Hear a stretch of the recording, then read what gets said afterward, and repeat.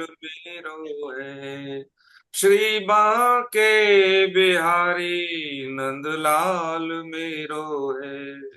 हाँ, गोविंद मेरो है, गोपाल मेरो है, श्री पांकी बिहारी नंदलाल मेरो है। गोविंद मेरो है, गोपाल मेरो है, श्री बांके बिहारी नंदलाल मेरो है। हाँ, गोविंद मेरो है, गोपाल मेरो है, श्री बांके बिहारी नंदलाल मेरो है। गोविंद मेरो है, गोपाल मेरो है, श्री बांके बिहारी नंदलाल मेरो है। हाँ, गोविंद मेरो है, गोपाल मेरो है, श्री बांके बिहारी नंदलाल मेरो है। बिंद मेरो है, गोपाल मेरो है, श्री बांके बिहारी नंदलाल मेरो है। गोविंद मेरो है, गोपाल मेरो है, श्री बांकी बिहारी नंदलाल मेरो है। गोविंद मेरो है, गोपाल मेरो है, श्री बांके बिहारी नंदलाल मेरो है। प्रार्थना। नहीं है मेरा ये संसार, न है ये मेरे लिए, सभी हैं कृष्ण के, तभी तो प्यारे हैं वो सदा। मेरे तो हैं कृष्ण केवल, दूसरा न कोई, जैसा भी हूं उन्हीं का हूं, शरण में हूं उनकी सदा। सुख दुख नहीं जग में, सिर्फ है परिस्थितियां, है सभी प्रसाद प्रभु की, लो लगे कृष्ण से सदा। सच्चिदानंद रूपाय विश्वोत्पत्त्यादि हेतवे तापत्र विनाशाय श्री कृष्णाय वयं नुमः। कृष्ण स्वधामोपगते ध्यान ज्ञानादि सह कलो नष्ट दशामेश पुराणा को धुनादित। वसुदेव सुतं देवं कंस चारुर्मर्दनम देवकी परमानंदम कृष्णं वंदे जगद्गुरु। श्री कृष्णं वंदे जगद्गुरु। पंचरत्न दिव्य श्लोक। अजोपि सन्नवयात्मा भूतानामीशरोऽपि सन् प्रकृतिं स्वामधिष्ठाय सम्भवामयात्ममायया।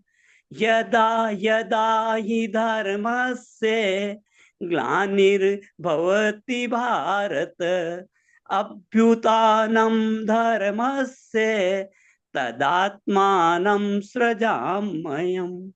परित्राणाय साधूनां विनाशाय च दुष्कृतां धर्म संस्थापनार्थाय संभवामि युगे युगे।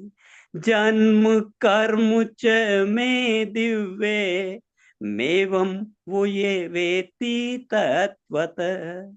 त्यक्त्वा देहं पुनर्जन्म नेति मामेति सोऽर्जुन। वीतराग भये क्रोधा मन्मया मामुपाश्रिता।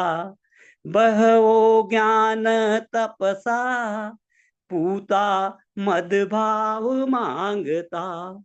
हरे कृष्ण। वसुदेव सुतं देवं कंस चाणूर।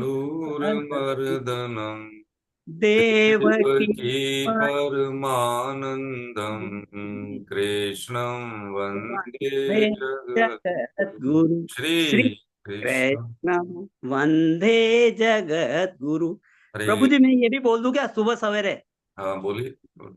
सुबह सवेरे लेकर तेरा नाम प्रभु, करते हैं हम शुरू आज का काम प्रभु।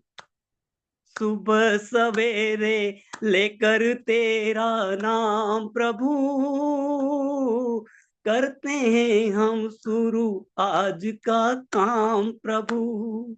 शुद्ध भाव से तेरा ध्यान लगाए हम, विद्या का वरदान तुम्ही से पाए हम। तुम्ही से है आगाज, तुम्ही अंजाम प्रभु, करते हैं हम शुरू आज का काम प्रभु। गुरुओं का सत्कार कभी ना भूले हम, इतना बने महान गगन को छू ले हम। तुम्ही से हो हर सुबह, तुम्ही से शाम प्रभु, करते हैं हम शुरू आज का काम प्रभु। हरे कृष्ण प्रभु जी, हरे कृष्ण। हरे कृष्ण हरे। वसुदेव सुतं देवं कंस चाणूरमर्दनं देवकी परमानन्दं कृष्णं वन्दे जगद्गुरुं श्री कृष्णं वन्दे जगद्गुरुं। आप सभी वैष्णव जनों के चरणों में दंडवत प्रणाम। हरे कृष्ण हरे। नारायणं नमस्कृत्य नरं चैव नरोत्तमं देवीं सरस्वती व्यासं ततो जयमुदीरये।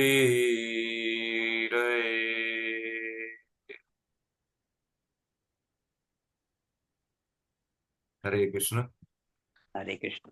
भगवान के आश्रय में परम श्रद्धेय स्वामी जी महाराज का वाणी प्रसाद साधक संजीवनी के मार्गदर्शन में हम गीता जी का स्वाध्याय कर रहे हैं। अध्याय 13 पे चर्चा थी पिछली क्लास में, क्षेत्र क्षेत्रज्ञ विभाग योग। और ये भगवान का वो ज्ञान है जिसमें उन्होंने कहा कि मनुष्य के लिए यही उपयोगी है और यही ज्ञान सर्वोत्तम ज्ञान है और ये मेरे मत में यही ज्ञान है, बाकी तो सब अज्ञान है, ऐसा भगवान ने कहा। इसका मतलब ये है कि क्षेत्र क्षेत्रज्ञ का ज्ञान जो भगवान ने दिया वो यही दिया कि जीवन का सत्य क्या है। जीवन का सत्य क्या है। हम आते हैं शरीर में, शरीर से जाते हैं, हमें कुल मिलते हैं, हमें सृष्टियों में हमें भेजा जाता है और समय पूरा होने के बाद हम चले जाते हैं। तो क्यों आते हैं और कहाँ जाते हैं, किसी विशिष्ट जगह पे ये शरीर फिर हमें मिलता है तो क्यों मिलता है, ये विज्ञान भगवान ने बताया। और इतना ज्ञान हमें सबको भी है कि समय निश्चित है। जीवन का महत्व इसलिए है क्योंकि मृत्यु है। यदि हमारे पास अकूत संपत्ति हो तो हम क्या करते हैं, उसका मिसयूज ज्यादा करते हैं।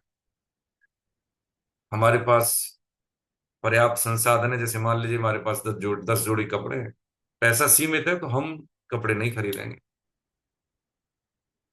और यदि किसी के पास ज्यादा संसाधन है, धन पैसा ऐश्वर्य बहुत है, तो वो उसके लिए कोई कपड़ों की औकात नहीं है। समय सीमित है, मृत्यु है, इसलिए जीवन का महत्व है। लेकिन फिर भी ये बात जानते हुए भी हम समय का बहुत बड़ा दुरुपयोग करते हैं। जैसे ये जो पुण्य पर्व होते हैं ये हमारे लिए ऑडिट का काम करते हैं। एकादशी हुई, दिवाली हुई, होली हुई, इस तरह की जितने भी हमारी परंपराओं में ये त्योहार होते हैं वो हमारे जीवन का ऑडिट करते हैं, मूल्यांकन करते हैं। और समाज में आर्थिकी, सामाजिकता, ये विधान बने रहे, इसका भी बहुत बड़ा दूरगामी इसका महत्व होता है। आगे बढ़ने से पहले आपके चरणों में निवेदन करें कि यदि हम अपने जीवन के उद्देश्य प्राप्ति के लिए रास्ते में आए हुए तमाम कंटकाकीर्ण मार्गों को जब हम सहन कर लेते हैं और कर्तव्य पालन करते हैं, तो हर जीवन के दौर में एक महोत्सव आता है जिसको हम दिवाली कहते हैं। यही इस पर्व का विधान है। ये उधार की जिंदगी से हम कुछ चीजों के लिए कुछ मनोरंजन के लिए कुछ समय निकाल लेते हैं किसी पर्व के नाम पे, ये धोखा है।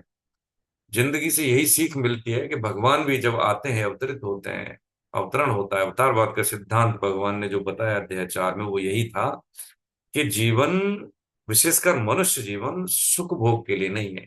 सुख दुख, यही भगवान यहाँ बता रहे हैं। अनुकूल प्रतिकूल ये आने जाने वाले हैं। कहा है और स्पष्टतः कहा है कि जीवन का उद्देश्य है ही नहीं। विशेषकर मनुष्य जीवन का उद्देश्य क्या है?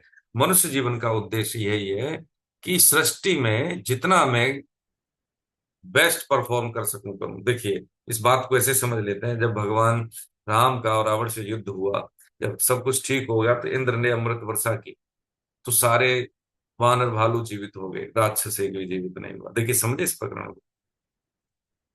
तो जब पूछा देवताओं ने कि भगवान प्रभु ये कैसे हुआ, ये क्यों नहीं जीवित हुए, तो उन्होंने कहा ये इसलिए जीवित नहीं हुए क्योंकि ये मेरे परम धाम में चले गए। कौन? राक्षस। अच्छा, वानर भालू ये नहीं गए? कि नहीं नहीं, इनकी सम्मुखता किधर थी? राक्षसों की ओर। और राक्षसों की सम्मुखता किधर थी? मेरी ओर। इसलिए ये तो परम धाम गए। और इनको इनको क्यों नहीं परम धाम मिला? ये तो घाटे में रह गए। नहीं नहीं, घाटे में तो कोई नहीं रहा भाई। इनको समय मिल गया ना, और कमाई करने का, परमार्थ की कमाई करने का। अब इनकी बुद्धि शुद्ध है, ये कितना लोकाचार कर देंगे, कितना परमार्थ कर देंगे, आप नहीं समझते। घाटे में तो कोई नहीं। तो जैसे हमने देखो निवेदन किया था मैसेज में, वही मैं पुनः आपको निवेदन करूं कि बात को भूल जाना था, हाथ को थामे रखना। और हमने हाथ को था, बात को क्या रखा? थामे रखा और हाथ को छोड़ दिया। अब यहाँ पे ये आध्यात्मिक संदेश क्या है कि केंद्र में हम भगवान को रखें। सुख दुख ये सब नश्वर है, अनुकूल प्रतिकूलता, नाम बड़ा है, ये सब चीजें, लेकिन केंद्र में भगवान रहे। हम क्या करते हैं कि भगवान को हम साधन मान लेते हैं। साध्य क्या रहता है? संसार। बात को पकड़ रखे हैं कि ये मेरे अनुकूल है, ये मेरे फेवर में है, ये इससे ऐसा होगा, इससे ऐसा होगा, इतना पैसा संग्रह कर लेंगे तो जीवन बड़ा ये हो जाएगा, वो ये सब सब सब। और ईश्वर हमारे लिए साधन परायण हो जाते हैं। क्या साधन? यानी एक धन को, ऐश्वर्य को प्राप्त करने का एक जरिया, मान सम्मान को प्राप्त करने का जरिया। इसलिए हम कहीं नहीं पहुंचते, हमारा पतन हो जाता है। और ये सांसारिक जीवन में भी लागू है, संबंधों में भी लागू है। यदि बड़े छोटों में कोई बात हो जाए तो उसको जाने दो, उनको पकड़े रखे, संबंधों को पकड़े रखे। लेकिन हम क्या करते हैं? संबंधों को छोड़ देते हैं, बात को पकड़े रखते हैं कि इन्होंने मेरे साथ ऐसा किया, इन्होंने ऐसा किया, पिताजी को ऐसा नहीं करना चाहिए, माता को ऐसा नहीं करना चाहिए, बड़े भाई को ऐसा नहीं करना चाहिए। ये सब चीजें हैं ना, हर घर में है, हर घर में है, हमारे अंदर भी है। तो यहाँ पे भगवान यही उपदेश दे रहे हैं। क्या दे रहे हैं? कि माँ बाप का जो एक बेस्ट उम्र होती है वो बच्चों की परवरिश के लिए वो खप जाती है, वो चुक जाते हैं। परवरिश के लिए वो चुक जाते हैं। उसका कर्ज तुम की हम कभी उतार नहीं सकते, कोई भी, कोई भी। लेकिन हाँ, इतना जरूर है कि उनको, उनकी बातों को हम सुन लें। कुछ है मतभेद तो निवेदन पूर्वक बता दें, उनको सुकून मिलेगा। संबंधों को पकड़ना, पकड़ने का मतलब ही यही है। रिएक्ट न करें, रिप्लाई कर सकते हैं। जब कभी हमें लगता है सामने वाले गलत हैं, फिर भी हम एक बार सुन लें उनकी, क्योंकि वो बड़े हैं, उन्होंने हमारे ऊपर अपना सर्वस्व निछावर किया है, खर्च किया है। और हम बहुत तर्कवादी हैं, आपको ऐसा नहीं करना चाहिए, वैसा नहीं करना चाहिए। तो ये जानने का होश, यहाँ तक पहुंचने की यात्रा, हाँ, वो नाव जो डूब के हमें पार निकाला है वो वही नाव है। तो हमारे संबंध बने रहेंगे, और जब हमारे संबंध बने रहेंगे तो हम गीता को भी जीत पाएंगे, उसको जी पाएंगे। और ये प्रसार हो गया, प्रचार भी हम कर पाएंगे। भगवान ने शुरू में क्षेत्र क्षेत्रज्ञ का हमें विश्लेषण बताया, इसका विश्लेषण भी बताया, और इसकी परिभाषा भी बताई। शरीर जो दिख रहा है सूक्ष्म स्थूल और ये कारण, पंचकोशीय का ज्ञान बताया, 24 तत्वों से कैसे बना है, ये सब क्षेत्र है ये बताया। और जो प्रकाशवान है, किससे क्षेत्र की जो जानता है, वो भी बताया। तो शरीर और शरीर में स्पष्ट अंतर भगवान ने यहां बताया। ठीक है। फिर कहा कि यही ज्ञान है ना, ये जो जान लेता है उसका फिर कभी पुनर्जन्म नहीं होता। और ये मेरे मत में यही ज्ञान है भैया, बाकी सब अज्ञान है। अच्छा, ये किससे? सगुण साकार निर्गुण निराकार, हाँ, इससे भी ज्ञेय तत्व भी बताया 16वें श्लोक में, कि जानने योग्य तत्व क्या है। ज्ञेय का मतलब है जिसको किसके माध्यम से? ज्ञान के द्वारा, है ना, ज्ञेय तत्व को जाना जा, ऐसा कहा भगवान ने। आगे भगवान अब बता रहे हैं, कौन सा श्लोक? 17वें श्लोक से। तो ये साहब ने हमारे लिए ये सेवा दी है, तो हम आगे 17वां श्लोक हम लोग समझते हैं। और ये भी जानते हैं कि गीता का हर श्लोक हमारे जीवन में, हर एक के जीवन में कुरुक्षेत्र है प्रभु जी, अपनी अपनी क्षमताओं के आधार पर। हाँ, तो उसका निवारण करेगा, ये विजय दिलाएगा। क्या भाव है विजय दिलाने का? यहाँ पे भगवान कह रहे हैं 17वें श्लोक में। हम्म। ज्योतिषामपि तज्ज्योतिस्तमसः परमोच्यते, ज्ञानं ज्ञेयं ज्ञानगम्यं हृदि सर्वस्य विष्ठितम्। कह रहे हैं वे परमात्मा संपूर्ण ज्योतियों को भी ज्योति और अज्ञान से अत्यंत परे कहे गए हैं। वे ज्ञान स्वरूप, जानने योग्य, ज्ञान से प्राप्त करने योग्य और सबके हृदय में विराजमान है, ऐसा भगवान ने कहा। अब ये बात कैसे समझ में आए? ये बात ऐसे समझ में आए कि संपूर्ण ज्योतियों के भी ज्योति, यानी जितना भी प्रकाश मिलता है वो प्रकाश किससे मिल रहा है? जैसे स्थूल भाषा में समझे तो सूर्य से मिलता है। चांद, वो चांद के पास हो या फिर वो तारों के पास हो। सूर्य से भी दूर तारे, लेकिन उससे भी दूर कई सूर्य हैं, तो उनके प्रकाश से ही प्रकाशित होते हैं तारे और चांद। हमारा जो गैलेक्सी है उसमें हमारा तारा क्या है? सूर्य। इसी के प्रकाश से सभी प्रकाशित होते हैं, बाकी किसी में अपना प्रकाश नहीं है। ऐसे ही ये जितना भी जो भी चढ़ता है, जड़ तत्व चेतन जैसा व्यवहार उस परमात्म तत्व से ही ये करता है। यदि वो नहीं है तो वो भी चेतन नहीं है। अज्ञान से अत्यंत पर कहे हैं वे ज्ञान स्वरूप, जानने ज्ञेय तत्व, ज्ञानम ज्ञेयम ज्ञान ज्ञम, ज्ञान गम्यम यानी ज्ञान से जानने योग्य, और वो सबके हृदय में विराजमान है। और कहाँ है हृदय के विराज? मतलब नाभि से 10 अंगुल ऊपर। लेकिन इसका हम डिसेक्शन करें या इसका हम एक्सरे करें या एमआरआई करें, विश्लेषण करें, शरीर की चीर फाड़ करें, तो ऐसा तो कोई तत्व मिलता नहीं। ये अनुभूति का विषय है। ज्ञान स्पष्ट विवेक के साथ साथ ही पुष्ट होता है, समझ में आता है। जैसे हम कहें कि भाई ए प्लस बी का होल स्क्वायर पता है, तो हम समझ लेंगे ए प्लस बी को 2 बार उसका उसी में मल्टीप्लाई कर दें तो आ जाएगा। ये विवेक कितना है 2 × 2 का मतलब 4 आ जाएगा। ये विवेक है।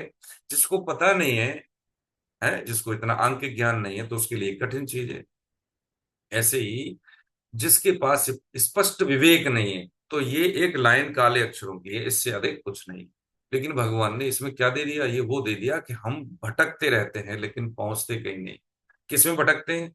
एक तो क्या होता है कि देखें कि हमें अज्ञान है। एक होता है वेदों का ज्ञान हो जाए, शास्त्रों का ज्ञान हो जाए, लेकिन आचरण में ना आए, तो वो सबसे बड़ा ज्ञान है ना। यही बात समझने की है, अर्जुन को यही बात बता रहे हैं। देखिए, महाभारत में भी भगवान ने कई बार बताया है कि जीवन में यदि कोई व्यक्ति धर्म का आचरण नहीं करता और वो अपनी हार से बचने के लिए वो धर्म की दुहाई देता है, तो उसको कभी क्षमा नहीं करना चाहिए। जैसे अर्जुन और कर्ण का प्रकरण सब जानते हैं आप। हाँ, सब जानते हैं, हाँ सब जानते हैं।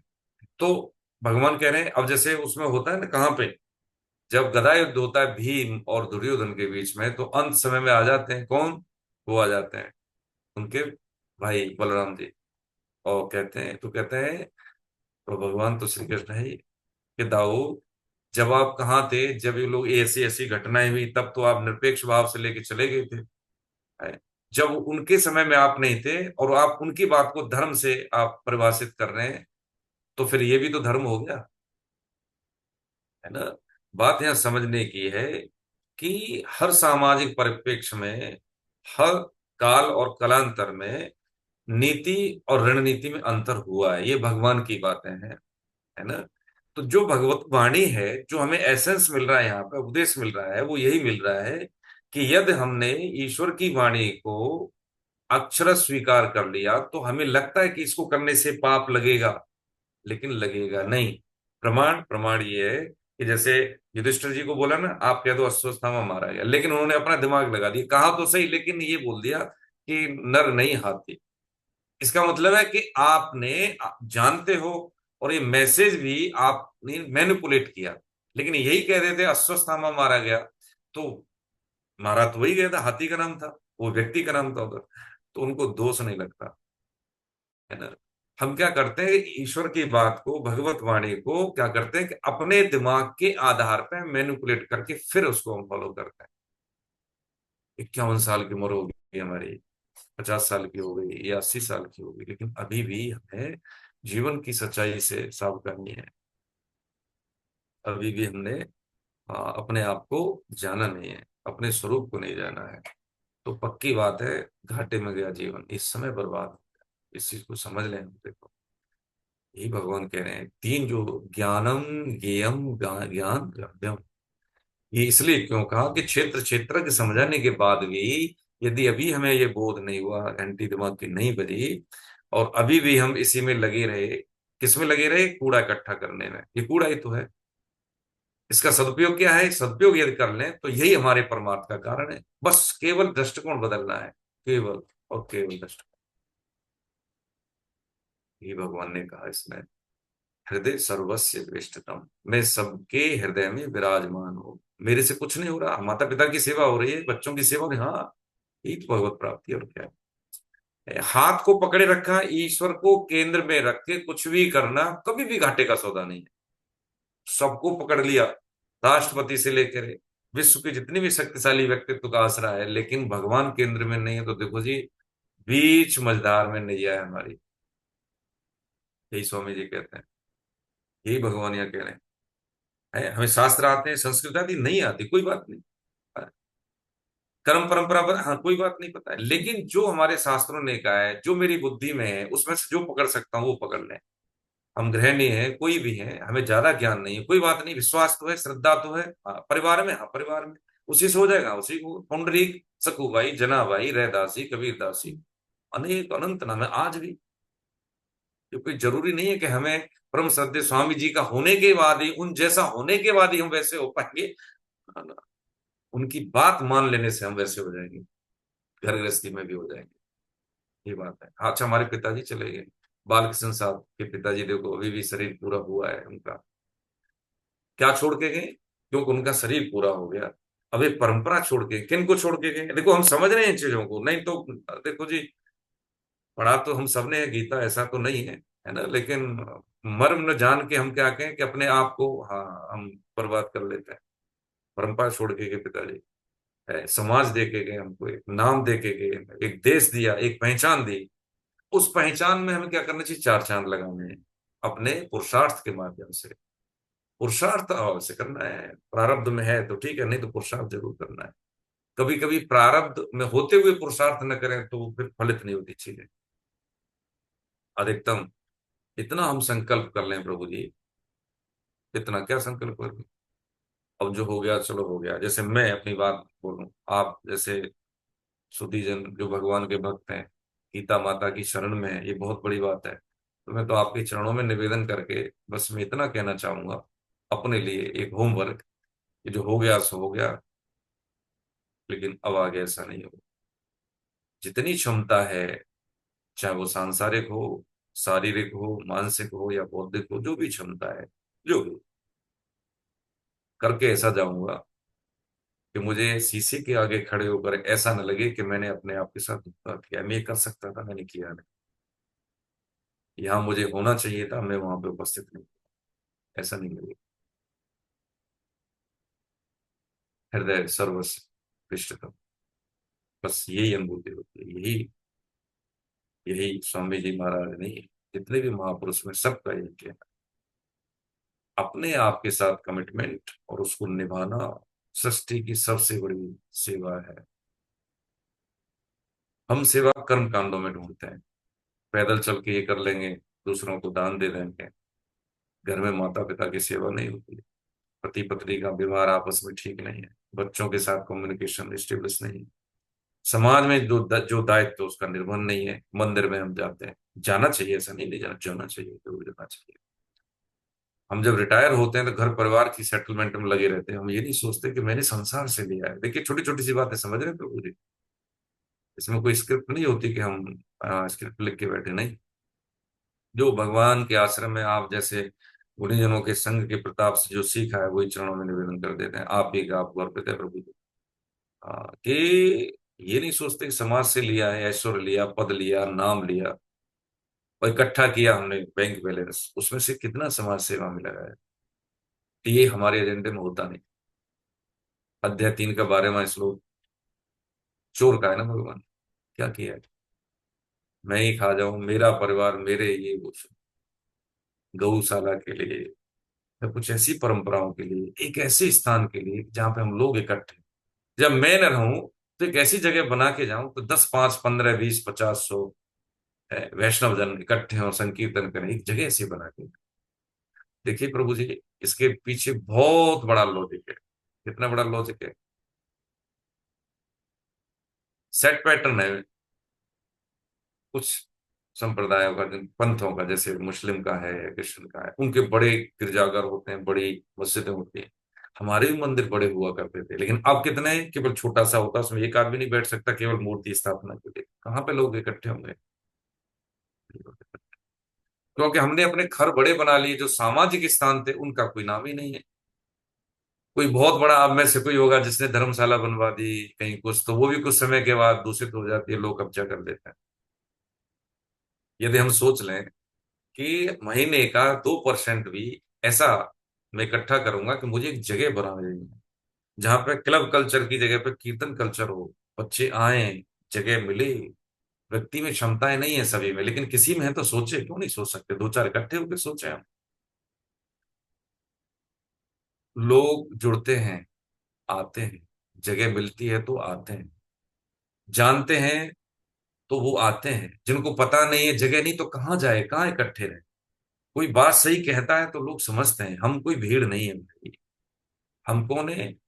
हृदय सर्वस्व विष्टतम, भगवान कह रहे हैं। इसके अलावा हमारा कोई अस्तित्व नहीं है। बाकी सब बुलबुले की तरह है, अभी नहीं है। जब एक रूह की बात किसी दूसरे रूह की बात को बिना किसी कहे हुए आंखों की लफ्जों के माध्यम से पहुंचती है, तो पक्की बात है कि वो अंश स्थूल रूप में नहीं दिखाई दे रहा, लेकिन है वो एक ही सूक्ष्म तरंगों की भाषा को वो समझ रहा है।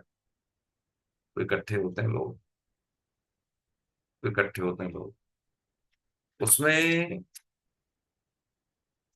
अब बाधा क्या आती है कि जो प्रेम गली में आए ही नहीं, वो प्रियतम का ठिकाना क्या जाने।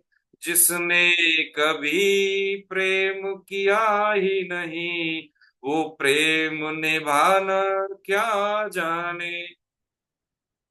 है ना? अध्यात्म एक एक तरफा हृदय का बिछोना है।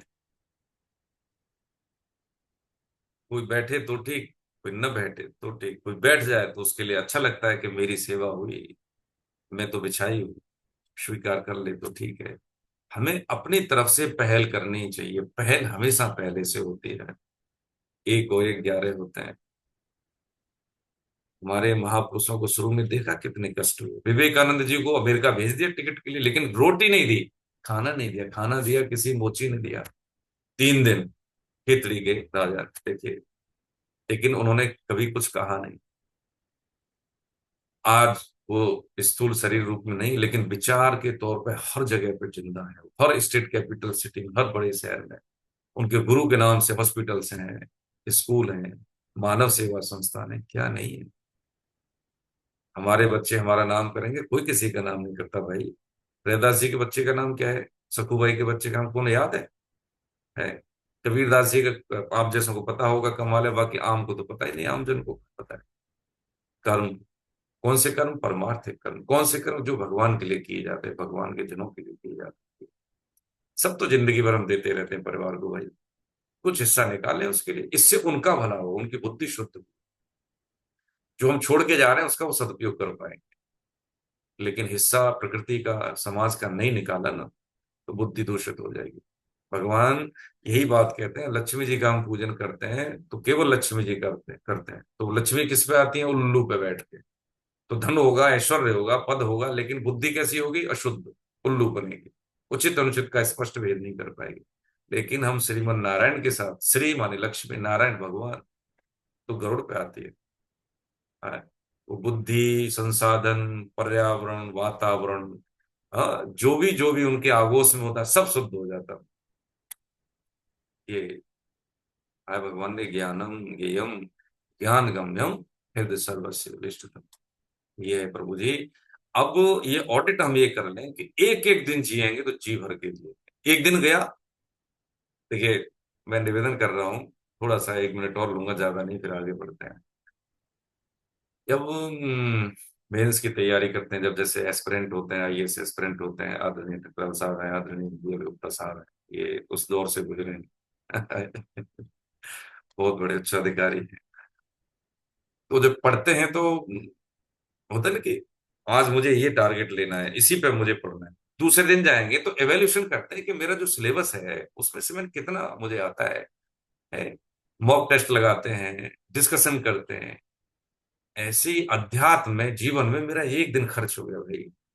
25 अक्टूबर 2025 दोबारा नहीं है। इसमें मैंने क्या किया, क्या सोचा? द्वेष रहा किसी के प्रति?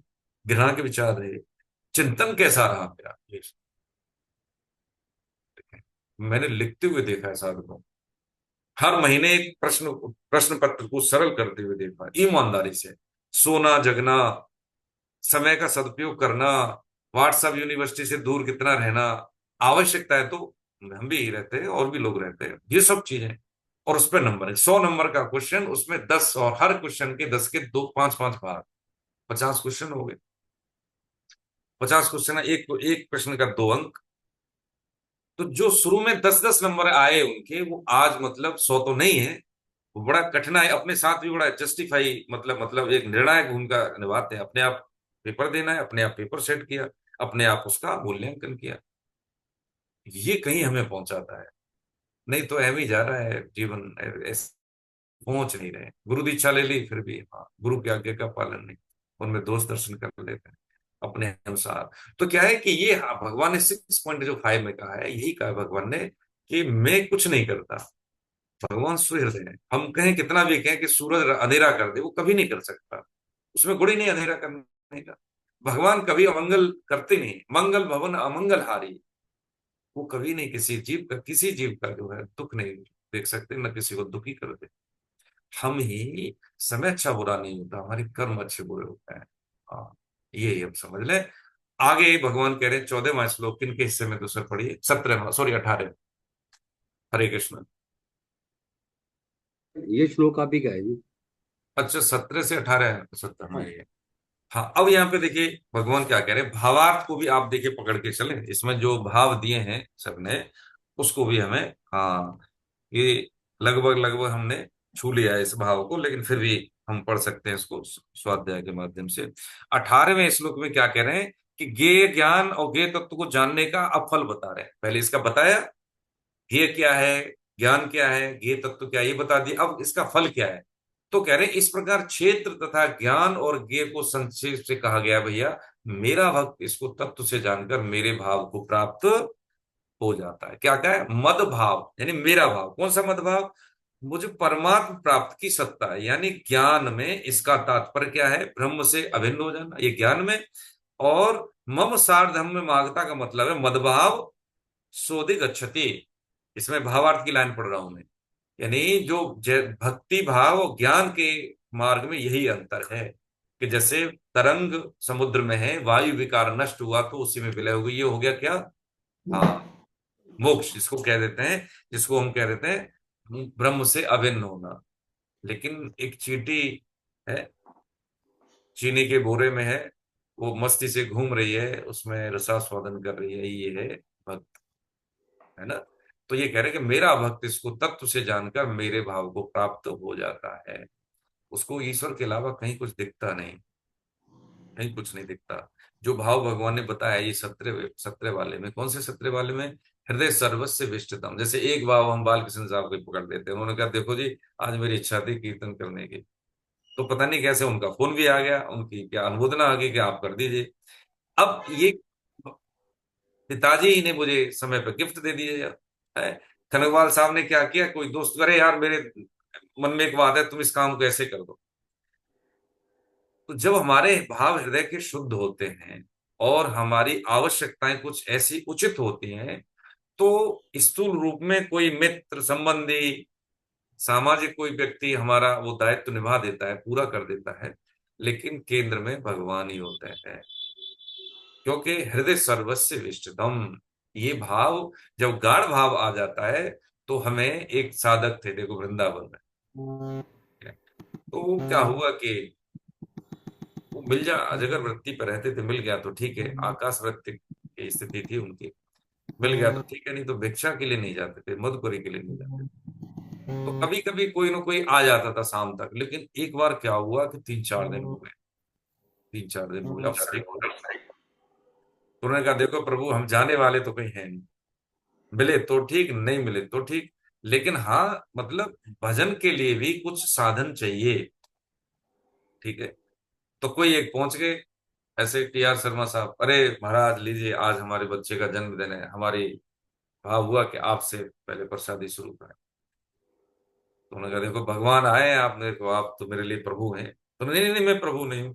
अच्छा, उस बात को वो शर्मा साहब तो समझ नहीं रहे, लेकिन वो तो जान रहे ना कि मैंने तो इनको बोला नहीं, केंद्र में भगवान ही आए मेरे लिए, उन्होंने मेरी टेर सुनी। किसी न किसी को भगवान किसी को चेता देता है, किसी भक्त को चेता देते हैं, ऐसी स्फुरना दे देते हैं, और वो कर देता है।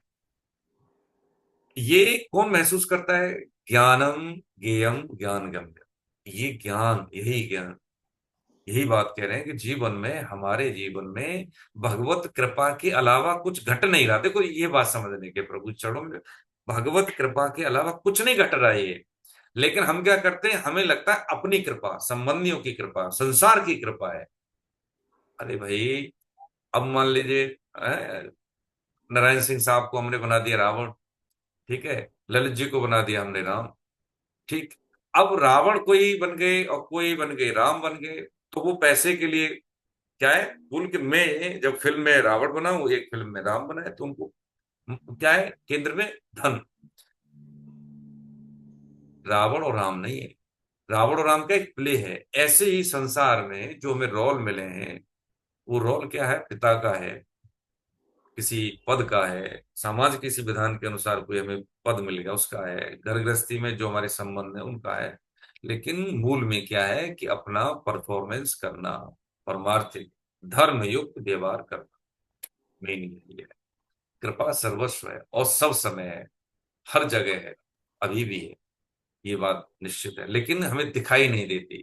दिखाई कैसे देगी? हाँ, जैसे अभी हमने मेहंदी का पत्ता दिखा हरा, लेकिन हमें उसमें मेहंदी का कलर नहीं दिखा, कब दिखेगा? जब उसकी प्रोसेस है तो दिखेगा। इसलिए इस सूक्ष्म विधान को समझने के लिए हमें साधन करने होते हैं, पवित्र आचरण करना होता है ना।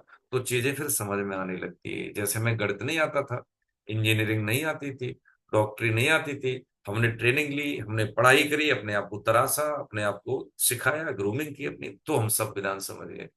ऐसे ही आध्यात्मिक विधान के लिए हम सब पात्र हैं, मनुष्य शरीर है तो सब पात्र हैं। कोई ज्ञान योग के माध्यम से, कोई भक्ति योग के माध्यम से, कोई कर्म योग के माध्यम से, कोई ध्यान योग के माध्यम से, वगैरह वगैरह। और कोई इसमें भी पात्र नहीं है, तो गुरु आज्ञा और उनके वचनों के माध्यम से वही तत्व की प्राप्ति होगी, कोई अंतर नहीं। ठीक है, हरे कृष्ण। चलें प्रभु जी आगे, 19-20। हरे कृष्ण प्रभु जी। ये 19 और 20 श्लोक हैं जिसमें अभी तक भगवान ने क्षेत्रज्ञ का संक्षेप में वर्णन किया था। अब आगे के श्लोक में विस्तार से बता रहे हैं वो। हम्म। तो प्रकृतिम पुरुषम चैव विद्यनादि उभावपि विक्रांश च गुणांश चैव विद्धि प्रकृति संभवान कार्यकरण कर्तृत्वे हेतु प्रकृति रुच्यते पुरुषं सुख दुःखानां भोक्तृत्वे हेतु रुच्यते। अर्थात प्रकृति और पुरुष दोनों को ही तुम अनादि समझो और विकारों को तथा गुणों को भी प्रकृति से ही उत्पन्न समझो। कार्य और करण के द्वारा होने वाली क्रियाओं को उत्पन्न करने में प्रकृति हेतु कही जाती है और सुखों दुखों के भोक्तापन में पुरुष हेतु कहा जाता है।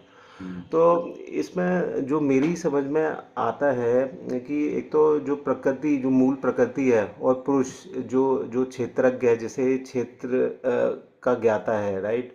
हम्म। दो वो अनादि है, हम्म। ठीक है। अब अब इसमें थोड़ा और जो हमारे जो गुण हैं, राइट, जिसके थ्रू हमारी प्रकृति बनती है, रजोगुण, तमोगुण और सतोगुण, राइट, ये सब प्रकृति से ही उत्पन्न होते हैं, हम्म। ठीक है। और अब इसमें यह है कि अब जो हमारा व्यवहार होता है इन गुणों के हिसाब से ही होता है, राइट। हम्म। और और इन्हीं गुणों के हिसाब से ही जो हम काम करते हैं, जो सारी क्रियाएं करते हैं, राइट। उसको जो जो मूल भाव है कि वो प्रकृति के सहयोग से हो रही हैं, हमें उसका कर्ता नहीं बनना है, क्योंकि प्रकृति है, उसने सारे संसाधन आपको दिए हैं, पूरा आपको टाइम ऐसा दिया है, सारी चीज़ें हुई, राइट। तो आप प्रकृति के माध्यम से चीज़ें कर रहे हो, आप अपने आप को अकर्ता माने, ठीक है। तो हम्म। ये तो अगर आप बोलोगे कि ये काम सारे मैं ही कर रहा हूँ, तो फिर आपका प्रकृति से संबंध बन जाएगा, वो है, वही प्रॉब्लमेटिक सिचुएशन है ना। और दूसरा जो मुझे इसमें लगा, जो इसमें जो दूसरी सही चीज़ लगी कि आप जो हम अभी आप देखेंगे मोटिवेशनल स्पीकर सब बोलते हैं कि आपको सिचुएशन से ऊपर रह के देखना है, राइट। कि आपके साथ कुछ हो रहा है, राइट, अनुकूल विपरीत परिस्थितियां हैं, तो आप उसमें डीमोटिवेटेड हो जाते हैं, राइट। तो उसमें आपको जो सिचुएशन का एनालिसिस आपको एक लेवल ऊपर उठ के वो करना है, मतलब कि आप दृश्य नहीं है, जो सिचुएशन है वो नहीं है, आप दृष्टा हैं, राइट। जो शरीर के अंदर बैठा हुआ है वो दृष्टा है। तो आप दृष्टा बन के आप सब चीज़ों को एनालाइज करोगे, तो आप सब चीज़ों को समझ जाओगे और आपकी स्थित प्रज्ञ वाली स्थिति में आप आ जाओगे, राइट। क्योंकि आपको सिचुएशन समझ में आ जाएगी, क्यों हो रहा है, कैसा हो रहा है, जो भी अनुकूल प्रतिकूल परिस्थितियां हैं वो आपके कर्मों की वजह से हैं, और वो आपके शरीर के साथ हो रही हैं, आपके साथ नहीं हो रही, इसीलिए आप दृश्य नहीं हो, दृष्टा हो। बहुत बढ़िया। देखिए, इसमें जो भाव है 1920 में क्या कह रहे हैं, प्रकृति और पुरुष दोनों को ही तुम अनादि समझो। इसमें जो अनादि का मतलब है कि इनका अंत नहीं है। ये सृष्टि जहां से शुरू हुई है तब से ही है। प्रकृति, पुरुष का मतलब क्या है, जीवात्मा। प्रकृति का मतलब है जड़, अपरा, जिसको भगवान ने क्या कहा, शरीरी कहा है, अपरा कहा है, क्षेत्र कहा है, ये प्रकृति है। पुरुष क्या है, जीवात्मा, परा, है ना, क्षेत्रज्ञ। इन दोनों को अनादि समझो, है ना। अब इसमें भगवान ने नित्य और अनित्य की बात नहीं की, क्योंकि भक्त क्या है कि भक्त भगवान और भगवान की प्रकृति को एक ही मानता है, उनको अलग नहीं मानता। अनित्य कह देते तो उसका खंडन होता भक्ति का, जैसे कि भावार्थ में भी सर ने लिखा है। और प्रकृति पुरुष, यानी इसमें क्या है, जो ज्ञानी है वो प्रकृति की सत्ता मानता ही नहीं, है ना। तो इसलिए अनादि शब्द क्या है, एक संतुलन देता है, क्या प्रमाणिकता देता है। शब्दों का चयन ऐसे नहीं होता, क्योंकि जब हम तर्क करते हैं, शास्त्रों पे शास्त्रार्थ करते हैं, तो शब्द की एक अपनी ऊर्जा और उसका एक स्पेसिफिक अर्थ होता है। जैसे कि हम कहें कि व्रत और कहें उपवास, दोनों में अंतर है। और सामान्य की बात होती है कि हम व्रत और उपवास में अंतर नहीं सोचते, लेकिन अंतर है, होता नहीं। रिएक्ट और रिएक्शन, प्रतिक्रिया और उत्तर, दोनों में अंतर है ना, दोनों में अंतर। ऐसे ही भगवान ने कहा अनाद का है, इसको जैसे अनित्य और नित्य कह सकते थे, लेकिन नहीं कहा। क्यों नहीं कहा, कि इससे एक शब्द से क्या है, अनित्य कहने से किसका खंडन होता, भक्त का। नित्य कहने से खंडन होता किसका, ज्ञानी योगी का। लेकिन भगवान ने अनादि कहा है कि ये है। हाँ, और विकारों को तथा गुणों को भी प्रकृति से ही उत्पन्न समझो। विकार जो होते हैं वो किससे होते हैं, जैसे तरंग वायु विकार से, ऐसे ही हमारे अंदर जो विकार होते हैं, विकार कौन से हमने समझा है अभी अध्याय 13 में ही, कि जो हमारा स्वभाव है, कुछ पूर्व जन्म के स्वभाव है, कुछ जिस परिवार में आए उसके स्वभाव है, उसके अनुसार हमसे कुछ गलतियां या अच्छाइयां होती ही होती हैं, स्वभाव से होती हैं। ये प्रकृति का विषय है। कार्य और कारण के द्वारा होने वाली क्रियाओं को उत्पन्न करने, प्रकृति ही कारण है। इसका हेतु का मतलब कारण है। करण का मतलब होता है कार्य, और करण, करण का मतलब है उपकरण जिसे कहते हैं, डिवाइस कहते हैं। कार्य का मतलब है जो प्रोडक्शन हुआ है। तो पंच महाभूतों से किसका प्रोडक्शन हुआ है? पंच महाभूतों से प्रोडक्शन हुआ है किसका? विषयों का। और विषयों का सेवन किससे करते हैं हम? करण से, मन बुद्धि से करते हैं, इंद्रियों से करते हैं, ज्ञान इंद्रिय, कर्म इंद्रिय, और ये मन बुद्धि से करते हैं, अहम से करते हैं। ये क्या हो गए? कार्य, विषय, करण, उसके जिसके माध्यम से विषयों का हम सेवन करते हैं, है ना। तो कह रहे हैं ये प्रकृति का ही हेतु, ये सारा चीज किसका है? ये तो प्रकृति का ही है। अब बताइए इसमें हम कहाँ हैं? अब इसको कैसे समझें? हम इसको ऐसे समझ सकते हैं कि जब हमारा जो चिंतन, या हम ऐसे समझें, सामान्य भाषा में हम समझ लेते हैं कि चुंबक है, लोहा अलग है, चुंबक ढक दी, तो वो लोहे के कणों को फिर भी खींचेगी, कपड़ा से ढकने के बाद भी खींचेगी, नहीं खींचेगी? तो प्रकाशमान किससे है? वो एक्टिव किससे है? वो लोहे के कण, चुंबक से। ऐसे ही ये जो शरीर है ना, तो आगे पीछे हो रहे हैं चुंबक के कारण लोहे के कण, ऐसे ही उस प्रकाशमान तत्व से ये एक्टिव हो रहा है ना। अब उसका जो स्वभाव है ना, उस जीव का जो स्वभाव है वैसे ही वो व्यवहार करेगा। अब स्वभाव हमारा कैसा है? वो जिससे साधन से स्वभाव शुद्ध होता है ना। तो साधन कैसे करना चाहिए? यथायोग्य सामर्थ्य के अनुसार, जो शरीर का धर्म है, आयु, कोई रोग तो नहीं शरीर में, उस हिसाब से हमें अपना साधन चुन लेना चाहिए, तद अनुकूल आचरण कर लेना चाहिए। इसमें कोई भी अच्छा साधन नहीं है, कोई भी बुरा साधन नहीं है, कोई भी ऊंचा साधन नहीं है, कोई भी छोटा साधन नहीं है। ये बात समझने की है। तो कह रहे हैं सुख दुखों के भोक्ता पुरुष किसका कारण? प्रकृति किसका कारण बताई भगवान ने? बताई कार्य और करण के द्वारा होने वाली क्रियाओं को उत्पन्न करने में प्रकृति क्या है? कारण है। और भोक्तापन का कारण क्या? पुरुष उसका हेतु बनता है। कैसे बन जाता है? भैया बंधन बांध लेता है, वो मैंने किया इसलिए वो भोक्तापन है उसका। नहीं तो पुरुष का उससे कोई लेना देना नहीं है। अर्जुन से कह रहे हैं तू मार, कर्तव्य पालन के लिए मार, तो तुझे दोष नहीं लगेगा। कैसे समझे? बच्चा हमारी गोद में आया, है ना, माता के गर्भ से पैदा हुआ बच्चा, तो क्या हो रहा है? वो क्रिया हो रही है, बड़ा हो रहा है, सीख रहा है, वातावरण से सीख रहा है, ये क्रिया है। पालन पोषण करने, खाना दे रहे हैं उसको, पौष्टिकता दे रहे हैं, ये क्या हो गया? ये हमारी तरफ से इनपुट हो गया। ऐसे ही जब हम कर्तव्य पालन करते हैं, तो कर्तव्य पालन में जो भी कुछ कर्म हो रहे होते हैं तो वो क्रिया रूप है, फलजनक नहीं है। जैसे ही हम उसमें अपना बुद्धि लगा देते हैं, नाम बढ़ाई के लिए, मुझे ऐसा मिलेगा, इससे मुझे ये लाभ होगा, ये ऐसा हो जाएगा, भोग बुद्धि, फिर वो संबंध बन गया। और संबंध बन, जैसे ही कर्ता भाव आया वैसे ही भोक्ता भाव आ गया। सामान्य सी बात है, कोई बहुत बड़ी रॉकेट साइंस नहीं है। इसको हम ये जान लें।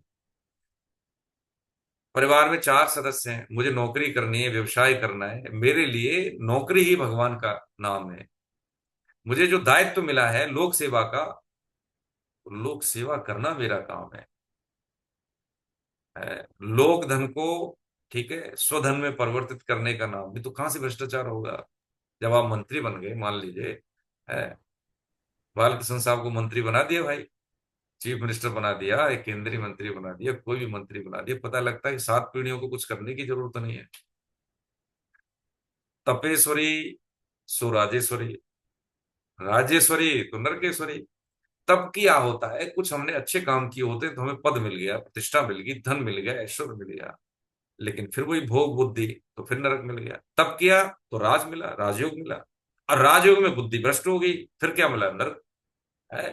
तो तपेश्वरी, राजेश्वरी, देन फिर नरकेश्वरी, ये संभावनाएं ज्यादा है। लेकिन महाराज जनक जैसा कोई है तो बस उसके लिए तो देवताओं का वहां पे आह्वान होता है, साक्षात्कार होता है, भाग दिनों दिन उनको मिलती है।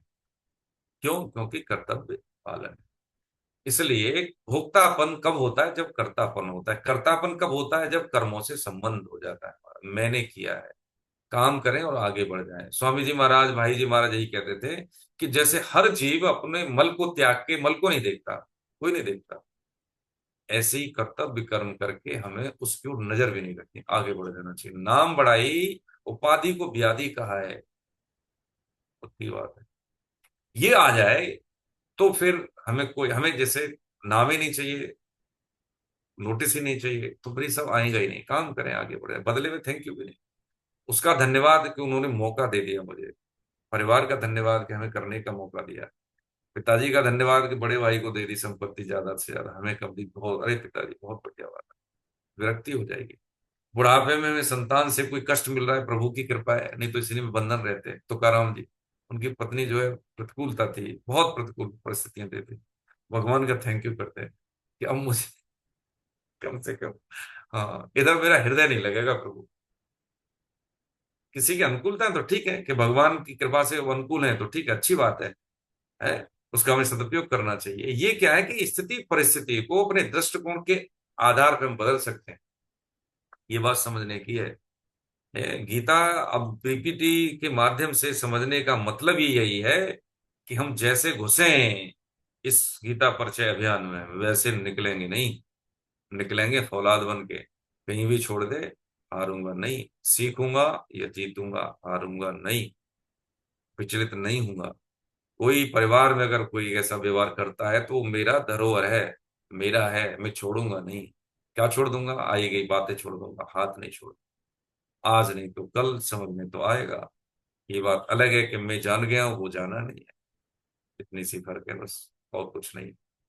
ईश्वर का अंश तो वो भी है और मैं भी, है ना। यही बात समझने की, वो सबके जीवन में घटित होती है। देखो, गीता का प्रचार व्यक्तिगत बात है, लेकिन निवेदन कर देता हूँ आपके चरणों में। बंसल जी की पोस्टिंग थी यहाँ पे लखनऊ में, तो एक व्यक्ति वो ऐसे ही कहता था, अरे कहाँ राधे राधे वाले फलाने ठिकाने, ऐसे करना बोलना, ऐसे ऐसे पीछे। तो मैंने कहा अच्छी बात है, आप बंसल साहब को राधे राधे वाले बोल रहे हैं, आप तो उनका राधे जी से संबंध आप बता रहे हैं, इसमें कौन सी बुरी बात। फिर उसने और मेरे को कुछ कहा, हमने कुछ नहीं कहा, कुछ चीजें ऐसे उनको निवेदन की, लेकिन उनकी जो मुखरता है वो बहुत बढ़ती गई, बहुत बढ़ती गई। करीब 6 महीने बाद, करीब लंच टाइम था, 1 बजे, तो मैं थोड़ा सा ऐसे ही बैठा था, एकांत में बैठा था, तो देखा कोई आ रहा है, आवाज सुनी, तो मैंने थोड़ी देखा कि, बोला आपसे एक बात करनी थी। पद में मेरे से भी वो आगे थे, तो मैंने कहा हाँ सर बताइए क्या था। यार, मैं बहुत गलत आदमी था और मेरा व्यवहार ठीक नहीं था। सही मायने में मैं भी दीक्षा लिए हुए हूँ, चित्रकूट से एक स्वामी जी महाराज हैं, लेकिन मैं भक्ति और साधन का समझ नहीं पाया। वो तुम्हारी टीम के व्यवहार ने मुझे सिखा दिया, ये भाई मुझे भी कुछ साधन दे दो। उम्र में बड़ा, मेरे से पद में भी बड़ा वो व्यक्तित्व, लेकिन जब ऐसी बात कही तो फिर देखो, कोई समय नहीं लगता ज्यादा। और ये एक बात बता रहे हैं, ऐसे कई हुए हैं।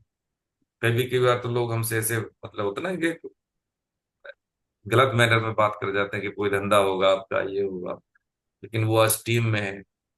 एक जज साहब, बिल्कुल ऐसा ही व्यवहार किया उन्होंने, लेकिन अब उनके यहाँ गीता क्लास होती है, बिटरली आंसुओं से रो रहे हैं कि मैंने जिंदगी भर गीता हाथ पे रखी, भाई कभी पढ़ी नहीं। एक मौका मिला था 1 हफ्ते की क्लास का, कैरियर के आरंभ में, हमने कभी क्लास नहीं ली, कभी क्लास नहीं अटेंड की, बंक की क्लास वो गीता वाली। लेकिन अब नहीं। यही बात समझने की है कि यदि कोई व्यक्ति हमारे साथ दुर्व्यवहार करता है, तो हो सकता है उसकी कमी हो, लेकिन सीमा है इसकी एक, हमारे राष्ट्र की है, हमारे धर्म की है, स्त्री शरीर है तो हमारी निष्ठा की है, हमारी सतीत्व की है, तो बर्दाश्त नहीं करना। बर्दाश्त की सीमा है। फालतू की बातों में इन्वॉल्व नहीं होता, लेट गो कर देना उस चीज को। ये क्या है कि इससे हमारा समय बचेगा, शक्ति बचेगी, संसाधन बचेगा, एक एक दिन हम आगे बढ़ेंगे। हाँ, एक एक दिन हम आगे बढ़ेंगे। हमारे पास समय नहीं है, हमारे पास परिवार का दायित्व है, बच्चों की जिंदगी का दायित्व है, शारीरिक स्वास्थ्य ठीक रखना है, इस प्रदूषित वातावरण में उसका दायित्व है, पर्यावरण कैसे साफ रखें, ये भी हमें चलते फिरते सीखना है, करना है। व्यवहार में लाना है, कैसे बात बोलें, कैसे हम व्यवहार करें दूसरों के साथ, ये भी हमें सीखना है, करना है। उसके लिए अलग से टाइम थोड़ी देना है। आपसे बात कर रहे हैं तो हमें कैसे करना है, हमें ये आना चाहिए। बच्चों से बात करें, हमें ये आना चाहिए। चलते फिरते हमें सीखना है, करना है, देखना है। 6 घंटे के बाद 18 घंटे परफॉर्म करना है। इसके लिए कहाँ से ऊर्जा आएगी? ऊर्जा वहीं से आएगी कि जहां लीकेज है वहां से हमें बचानी है। कर्मों से बंधन जब हमारा नहीं रहता तो हमारी ऊर्जा हमेशा हमारे व्यक्तित्व में रहती है। 6 घंटे सो जाते हैं, संसार से बंधन मुक्त हुए ना, एनर्जी गेन की। ऐसे ही जागृत अवस्था में जब हम परफॉर्म करते हैं, काम करते हैं, व्यवहार करते हैं, संसार में रहते हैं, तो जब कर्मों से बंधन नहीं रहता, संबंध विच्छेद रहता है, तो हमारी ऊर्जा संचित रहती है। जितना किसी कार्य में खर्च होगी उतनी खर्च होगी। तनाव नहीं, टेंशन नहीं, ऊंच नीच का भाव नहीं, द्वेष का भाव नहीं, कैलकुलेशन का भाव नहीं। कैलकुलेशन बहुत होती है, मैं क्या कहूंगा, क्या नहीं कहूंगा, कैसे कहना चाहिए, क्या करना चाहिए, क्या बचाना है, क्या देना है, क्या खर्च करना है, और ये ऊर्जा खर्च होगी। सिस्टम एक, जैसे सांस आ रही है, सांस जा रही है, खाना डाल लिया, खून बन रहा है, इसमें क्या कर रहे हैं हम, लेकिन बन रहा है, हर अंग काम कर रहा है।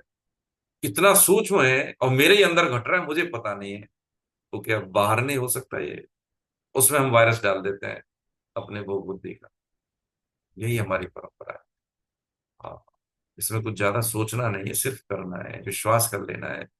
कुछ जान के नहीं जान पा रहे तो मान ले, ठीक है। कहाँ मानना है ये हमारा विषय, तो ठीक है, शास्त्रों की मान ले, वैज्ञानिकता के आधार पर मान ले, ठीक है, क्या फर्क पड़ता है। लेकिन जब मान लेंगे तो शरीर, संसार, शक्ति, समय, संसाधन सब बच गए, स्पीड बढ़ जाएगी। हरे कृष्ण, आगे। हरे कृष्ण। इससे 21वीं मेरे पास ही है। हाँ, बोलिए बोलिए। हम्म, तो यह श्लोक संपूर्ण अध्याय का सार है। हमारे बंधन का मूल कारण इस श्लोक में छुपा हुआ है। बंधन का मूल कारण है असत का संग, सुखासक्ति का संग, हम्म, जो हमें सुखा, हर एक चीज़ में सुखासक्ति चाहिए उसका संग, और सत से विमुख हो जाना एक ही बात है। तो हम्म, इसमें जो है, पुरुषम प्रकृतिस्तो ही भक्ते प्रकृति जान गुणान हम्म, कारणम गुणम संगस्य सद सद योनि जन्मसु। सो इसमें भावार्थ ये है, प्रकृति में स्थित पुरुष, जीव ही हम्म, प्रकृति जन्य गुणों का भोक्ता बनता है, और गुणों का संग ही उसके ऊंच नीच योनियों में जन्म लेने का कारण बनता है। तो इसमें इसमें जो मूल भाव ये है कि जो जीव है, वो वो अपने आप को प्रकृति से अलग नहीं मानता, बल्कि वो प्रकृति में स्थित मान लेता है। राइट, हम्म, कि वो ये कहता है कि जो भी चीज़ है, घर, पदार्थ, जॉब, बच्चे, फैमिली, राइट, ये सब उसकी वजह से है। राइट, ये उसी के हैं। राइट, यही माया है। और जबकि आप देखो, कल के कंपैरिजन में आज भी करो तो सारी चीज़ें चेंज हो गई हैं। जो शरीर का था वो भी नहीं रहा। राइट, सारी चीज़ें छूटती चली जा रही हैं। राइट, हमारी भी एज कम हो गई है। राइट, पर फिर भी हम माने कि ये चीज़ हमारे साथ है, हमारे साथ है। जो जो भी घर भी है जिसमें हम लोग बैठे हैं, वो भी, उसकी एजिंग हो रही है, वो भी डेटोरेट हो रहा है। राइट, पर हमें ये लगता है कि नहीं, ये सब चीज़ें हैं हमारे पास, यही माया का दुरत्यपना है। राइट, और हम्म, इसी संबंध को अपना मानने के कारण हम लोग दुखी होते रहते हैं। राइट, तो पर हमें ये मानना चाहिए कि जो भी ये सब हो रहा है, ये प्रकृति की ही वजह से है। प्रकृति पूरा सिस्टम है, जिसकी वजह से चीज़ें हमें मिली हैं, और वो चीज़ें मिली हैं सेवा करने के लिए, संसार की सेवा करने के लिए, ना कि उसे अपना मानने के लिए। और आप उससे सेवा में करोगे तो आप उसका उपयोग कर लोगे। राइट, तो जैसे एक बात याद आ गई है कि जो भी हमें मिला है, हम इसके ओनर्स नहीं हैं। हमें ये कस्टोडियन है, जो हमें कुछ टाइम के लिए है ये हमारे पास, और उस समय में हमें इसका उपयोग करना है, जैसे कि समाज का भला हो जाए और आपकी भी परमार्थिक उन्नति हो जाए, है ना। हम्म, तो ये है। और बाकी फिर इसमें गुण संग का बोला गया है कि हम संबंध मान लेते हैं। राइट, हम कि ये सब चीज़ हमारी है, ऐसे ही गुण संग बोला गया है। राइट, और हम ये भी मान लेते हैं कि ये हम ही कर रहे हैं। राइट, तो कर्मों का कर्ता बन जाते हैं हम लोग। राइट, क्योंकि उससे हमें अनुकूल स्थिति आ रही है, सुखासक्ति हो रही है। राइट, तो हम तो कर्म, इसी वजह से हम अपने आप को बंधन में बन जाते हैं, है ना। तो अब इसमें एक लास्ट ये भी है, प्रसंग में आया कि जो ये, जिसमें हम संबंध बना लेते हैं। राइट, कि ये हम्म, चीज़ मेरी है, तो इनसे हटने का उपाय है सत्संग। तो आप सत्संग कीजिए, भगवान का नाम लीजिए। राइट, भक्ति कीजिए, तो इससे यही है, संसार और इस बंधनों से छूटने का उपाय है, यही तरीका है। हरे कृष्ण। इसमें भगवान ने क्या बताया, देखिए, एक लाइन में सामान्य भाषा में हम समझ लें। जैसे 21वें श्लोक में क्या बता रहे हैं? हमारे बंधन का मूल कारण इस श्लोक में छुपा है। बंधन का मूल कारण क्या है? असत का संग, सुखासक्ति, सत से विमुख हो जाना, है ना। अब ये पिक्चर में दिख रहा है ना, कीड़े मकोड़े, लता पता दिख रही है, धीरे धीरे धीरे धीरे, फिर क्या व्यक्ति दिख रहा है हमें? पक्षी भी दिख रहा है हमें, नीचे घास पत्ता सब दिख रहा है ना। हाँ, इसका मतलब क्या है कि जीव, देखो एक बार एक साहित्यकार की जो लाइन हमने निवेदन भी की थी, आपको याद हो तो, कि एक बार हम सैर को निकले, दिल में बड़े अरमान थे, एक तरफ जंगल एक तरफ शमशान थे, शमशान में एक हड्डी थी, हड्डी के यही बयान थे, संभल के चल ओ मुसाफिर, हम भी कभी इंसान थे। जो दिख रहा है, जो मनुष्य नहीं है, कुछ अन्य जीव है, किसी भी खोल में है, वो सुखासक्ति के कारण, भोग बुद्धि के कारण, आज का जो कर्म है ना, कल का वो फल है। आज का जो तप है ना, कल का वो फल है। अभी हम देख लें हम क्या इनपुट कर रहे हैं। बबूल बो रहे हैं, बबूल मिलेगा। और भाई पीपल बो रहे हैं तो पीपल मिलेगा। मिलना वही है जो हम बोते हैं। भगवान ने तो पर्यावरण दिया है ना, किसी पे पीले फूल लगते हैं तो किसी पे नीले लगते हैं, वातावरण तो वही है ना। क्या है कि जो हमने बोया है उसका गुण क्या है, वही मिलता है। भगवान किसी को कोई कष्ट नहीं देता, भगवान किसी को कोई आराम नहीं देता। हम ही अपने आप को दे देते हैं, आराम दे देते हैं, कष्ट दे देते हैं। हमें लगता है वर्तमान की खेती का पता है, पीछे की खेती का तो पता नहीं।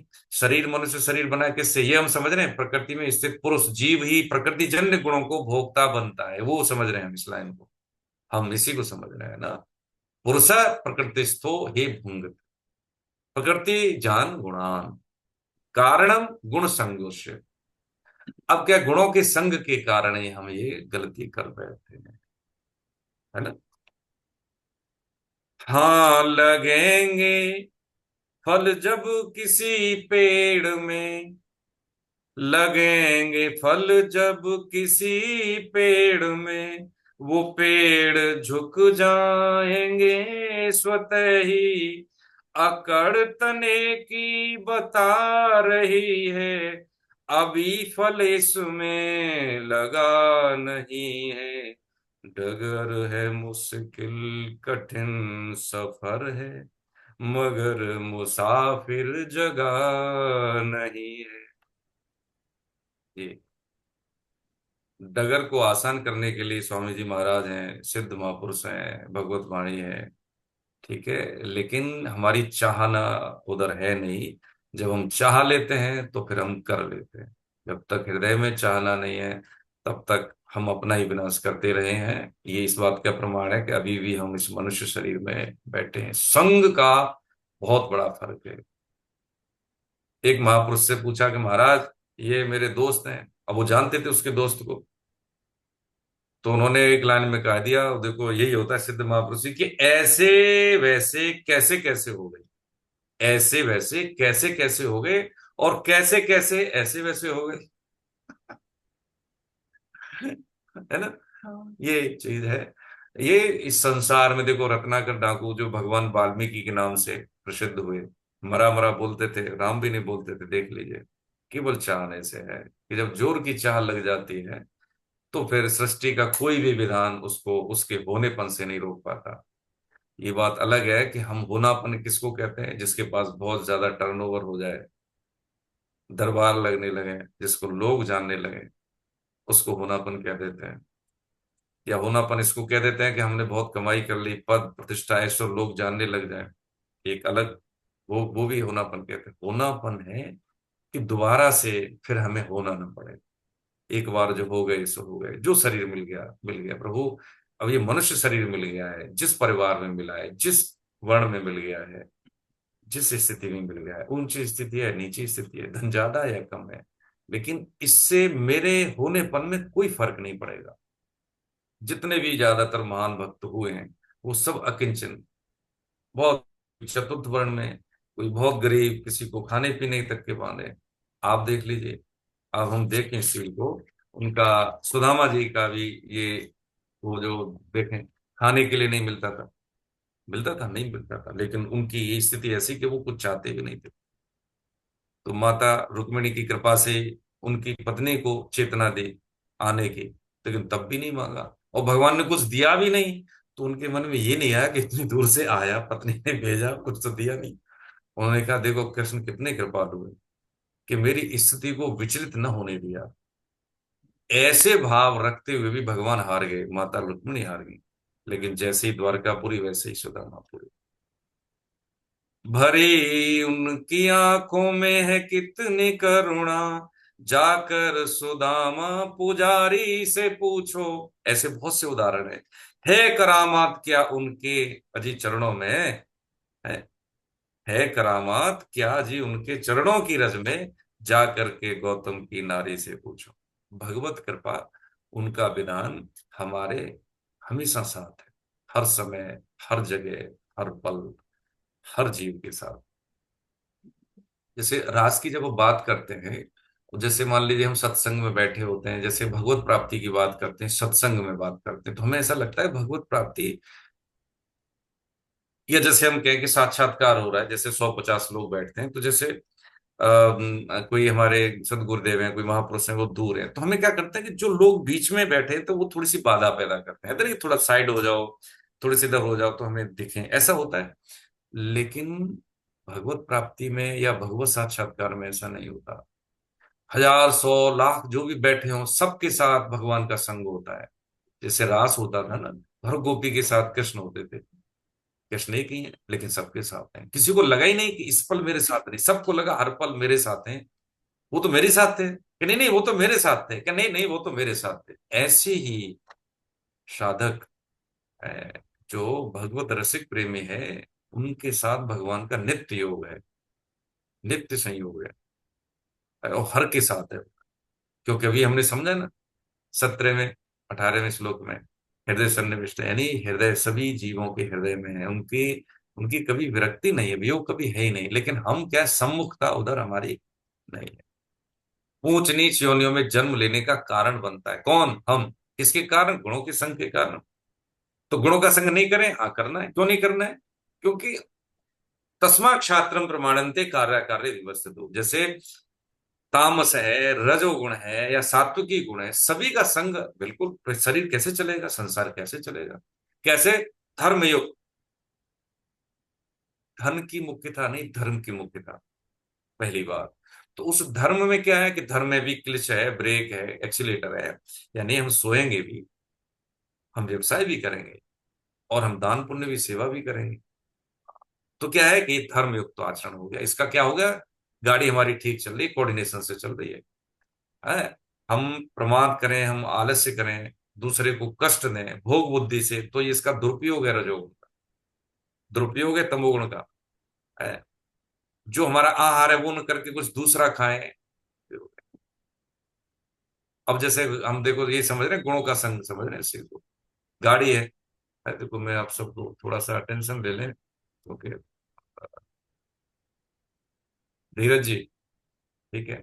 इसमें एक मुझे लगता पुरुषोत्तम साहब है, नथिंग लिखा है सर। आपका तो मैसेज था कि जुड़ गए ना, चलो बढ़िया, दर्शन हो रहा है।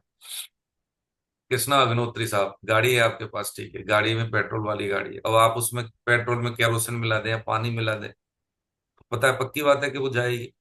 उसका इंजन खराब होगा, उसकी आयु कम हो जाएगी।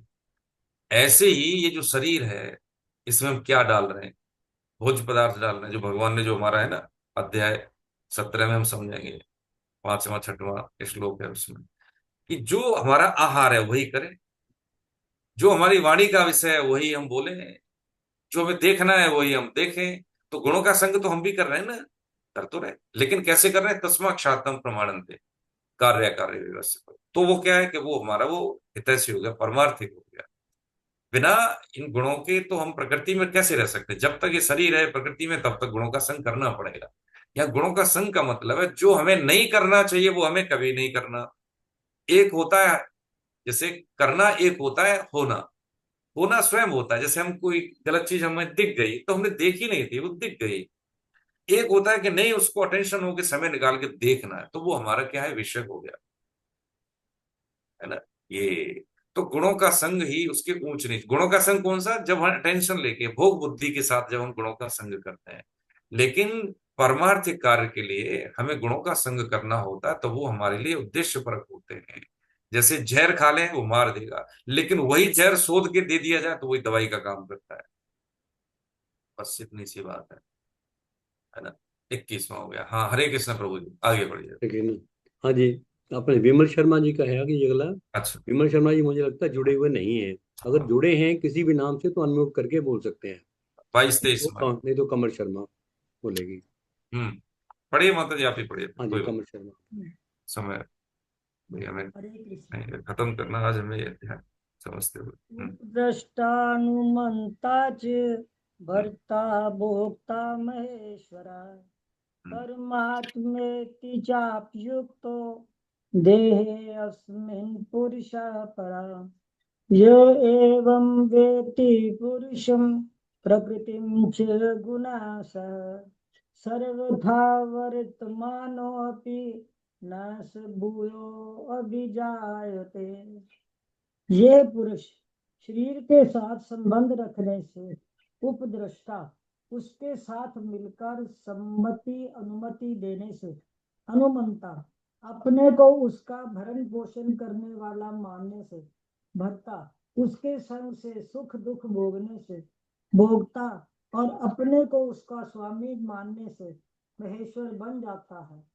परंतु सब रूप से ये पुरुष परमात्मा इस नाम से कहा जाता है। ये इस देह में रहता हुआ भी देह से पर सर्वथा संबंध रहित ही है। इस प्रकार पुरुष आपकी को आवाज कम आ रही है माता जी, थोड़ा सा मोबाइल के नजदीक होके बोलें। हाँ। ये पुरुष शरीर के साथ संबंध रखने से उपद्रष्टा उसके साथ मिलकर सम्मति अनुमति देने से अनुमंता अपने को उसका भरण पोषण करने वाला मानने से भर्ता उसके संग से सुख दुख भोगने से भोगता और अपने को उसका स्वामी मानने से महेश्वर बन जाता है। परंतु सब रूप से ये पुरुष परमात्मा इस नाम से कहा जाता है। ये इस देह में रहता हुआ भी देह से पर सर्वथा संबंध रहित ही है। इस प्रकार पुरुष को और गुणों के सहित प्रकृति को जो मनुष्य अलग अलग जानता है वह सब तरह का बर्ताव करता हुआ भी फिर जन्म नहीं लेता। आगे सर आप विस्तार से ठीक बता है, दें। इसमें कह रहे हैं, इसमें क्या बताया है? इसमें यही बताया भगवान कि प्रकृति से, असत से संबंध रहित की बात बताई। यह पुरुष यानी जीवात्मा शरीर के साथ संबंध रखने से उपद्रष्टा, उपद्रष्टा का मतलब क्या होता है? उसके साथ मिलकर सम्मति देने वाला, अनुमति देने से हो जाता है कि ये अच्छा है। अनुमंता उसका भरण पोषण करने वाला मानने से, भर्ता उसके संग से सुख दुख भोगने से। तो ये उपद्रष्टा है, और क्या है, अनुमंता है, और ये भरता है। ये इसके ब्रैकेट में जो लिखे हैं उसका ये अर्थ। ठीक है, अपने को स्वामी मानने से महेश्वर हो गया। परंतु स्वरूप से यह पुरुष परमात्मा इस नाम से कहा जाता है। ये एक थर्ड पर्सन में लैंग्वेज है। यह देह में रहता हुआ भी देह से पर है, सर्वथा संबंध रहित है। तो ये हमने समझा है पहले भी कि ये शरीर मेरा है, जो जो मेरा है वो मैं नहीं हूं। स्वभाव मेरा है, मन मेरा है, मेरा मन, मेरा शरीर, मेरा स्वभाव, मेरे हाथ, मेरे पैर, मेरी आंख, ये सब हम नहीं है। ये क्या है? ये दिया हुआ है, एक समय दिया हुआ है। जैसे हमने कोई पेन खरीदा, है ना, पेन हमने कहीं से लिया, कुछ कीमत दी हमने उसकी, उसके बाद धीरे देखते हैं कि जो आज है वैसा कल नहीं रहेगा। धीरे धीरे धीरे धीरे उसकी जो है, उसका रिफिल खत्म होती जाती है, या उसकी चमक खत्म होती जाती है, क्योंकि हर चीज का एक क्या है, आयु है। हर पल वो घट रही है। ऐसे ही शरीर, पहले हम कैसे थे अब कैसे हो गए, है ना। हाँ, ये समय हो रहा है।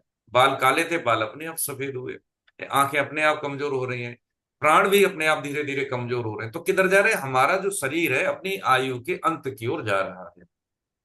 लेकिन इसका, यह पुरुष यानी शरीर के साथ संबंध रखने से उपद्रष्टा, उसके साथ मिलकर सम्मति, खाना करने से अनुमति, अनुमंता, ये सब भाव रहने से क्या होता है? गुणों का संग रहता है। तो इस देह में रहता हुआ भी देह से पर सर्वदा संबंध रहती है। अब इसको कैसे समझें? इसको ऐसे समझें कि जैसे घर में होम अप्लायंस है, बहुत सारे हमारे पास इलेक्ट्रिक आइटम है। ठीक है, बल्ब है, एसी है, कंप्यूटर है, बहुत सारी चीजें। तो अपने अपने स्वभाव के कारण वो वैसा वैसा व्यवहार कर रहे हैं। एसी ठंडा करेगी, हीटर गर्म करेगा, मिक्सी पीसेगी। ठीक है, लेकिन मूल में कौन है? मूल में इलेक्ट्रिसिटी। वो कैसी है? निरपेक्ष है। ठीक है, उसका स्वरूप उस इंस्ट्रूमेंट के स्वभाव के आधार पर उसको सापेक्ष बनाता है। बाकी इलेक्ट्रिसिटी तो निरपेक्ष है, न वो ठंडी है न गर्म है। समझे इस चीज को? बस यही बात समझने की है कि इस देह में रहता हुआ भी वो देह से पर है, पहले से अलग है, तभी वो बाद में अलग होता है। एक जीवात्मा जिस शरीर में आती है तो उसको कह देते हैं हम जन्म। जब जीवात्मा अपने समय को पूरा कर लेती है जो भगवान ने दिया है, ठीक है, अब वो कैसे पूरा किया है वो उसके विवेक पर निर्भर है।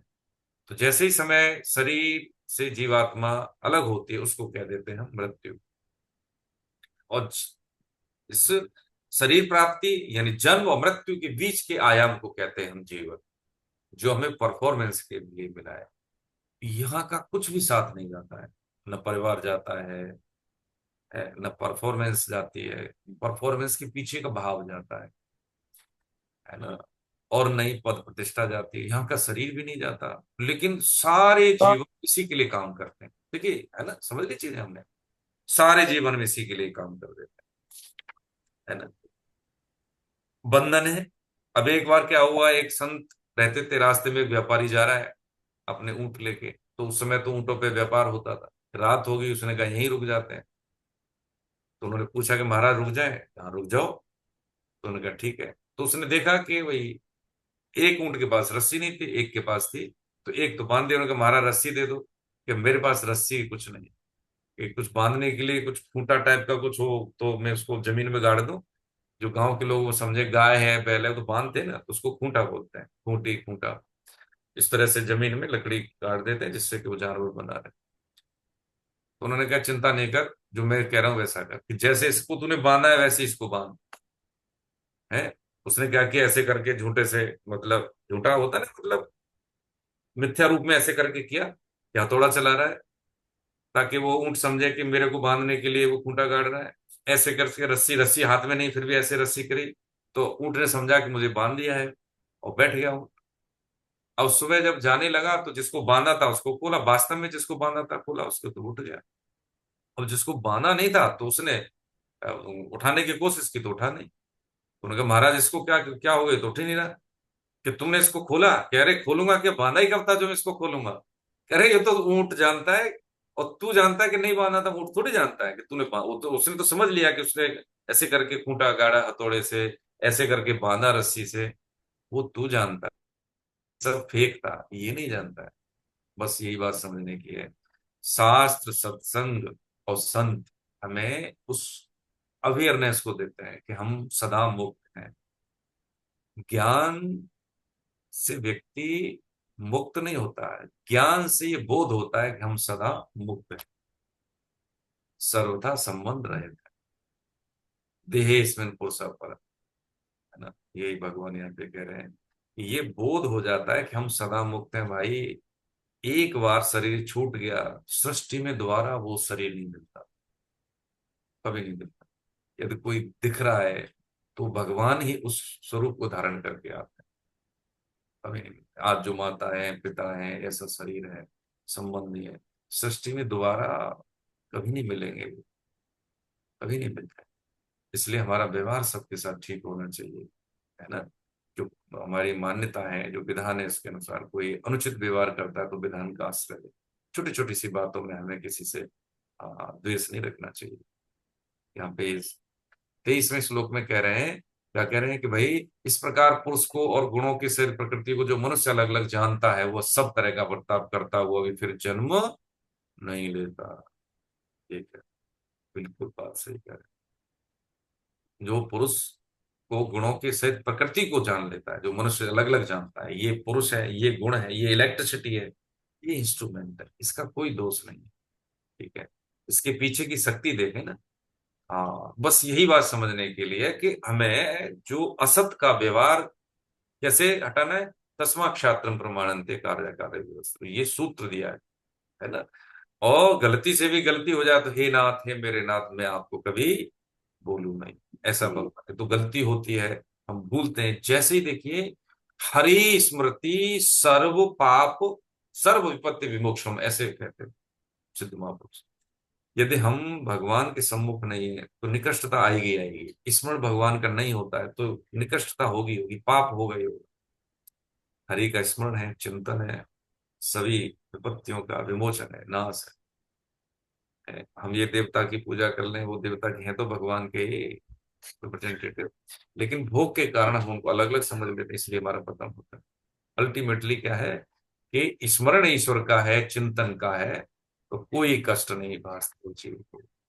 उसके लिए भवसागर वैसे है जैसे गाय का खुर हो और उसमें जल भरा हो, है ना। उसको पार करने में कोई समय लगेगा, कोई कष्ट होगा, कुछ नहीं, ऐसे ही लांग जाएगा वो। संसार की कठिनाइयां, है ना, दिख रहा है कि नहीं दिख रहा है इसमें, देखो पिक्चर में है। सिद्ध महापुरुषों को विधर्मियों ने इतना कष्ट दिए, लेकिन फिर भी कहा कि प्रभु आपका किया हमें मीठा लग रहा है, अच्छा लग रहा है, कोई कष्ट नहीं हो रहा आपको। हाँ, सुदामा जी को कष्ट नहीं हुआ, हुआ नहीं हुआ। मीरा जी को कष्ट हुआ नहीं, रैदास जी को कष्ट हुआ नहीं। संसार की कितनी कितनी उन्होंने गालियां बर्दाश्त की रैदास जी महाराज ने, लेकिन किसी से कोई शिकायत नहीं। क्यों?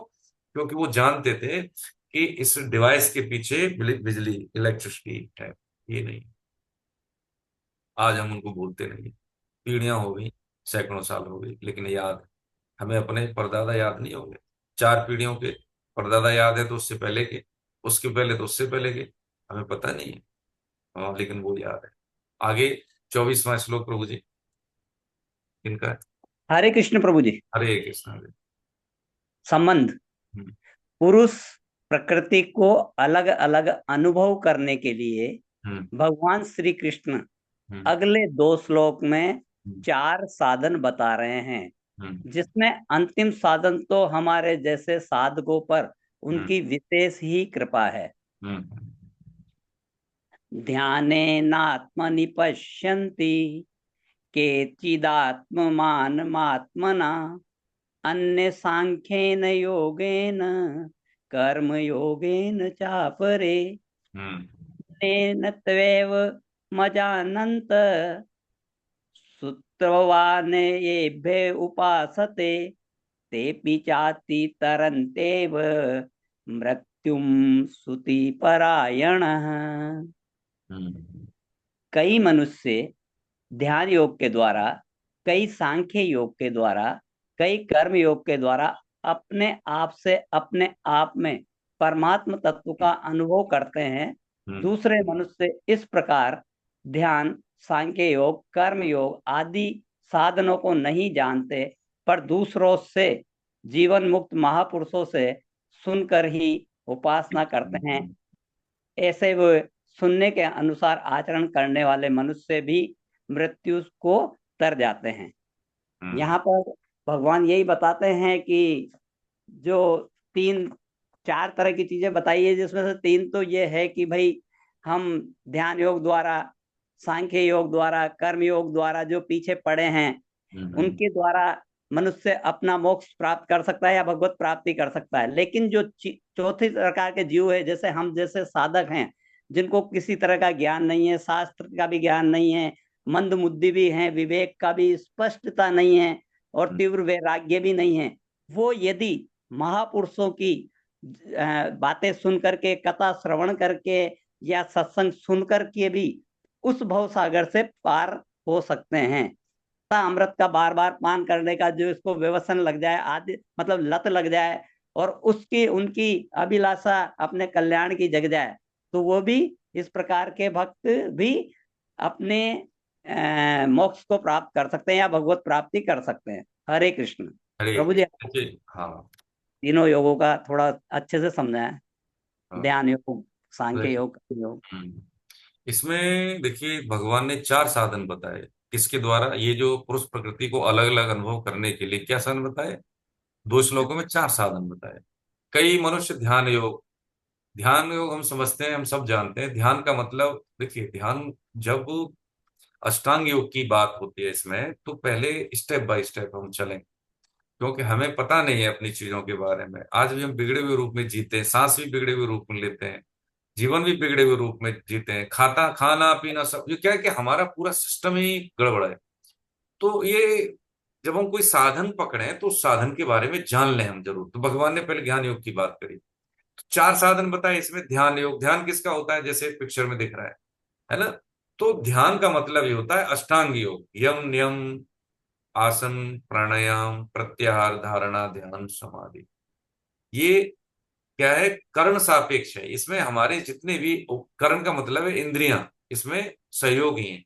ये बहुत समय लगता है, इसमें फिसलन ज्यादा है, समय लगता है। देखिए सारी चीजें समझ रहे हैं, साधन है ये चार, लेकिन कौन सा उपयुक्त है ये हमें क्षमता के आधार पर देखना।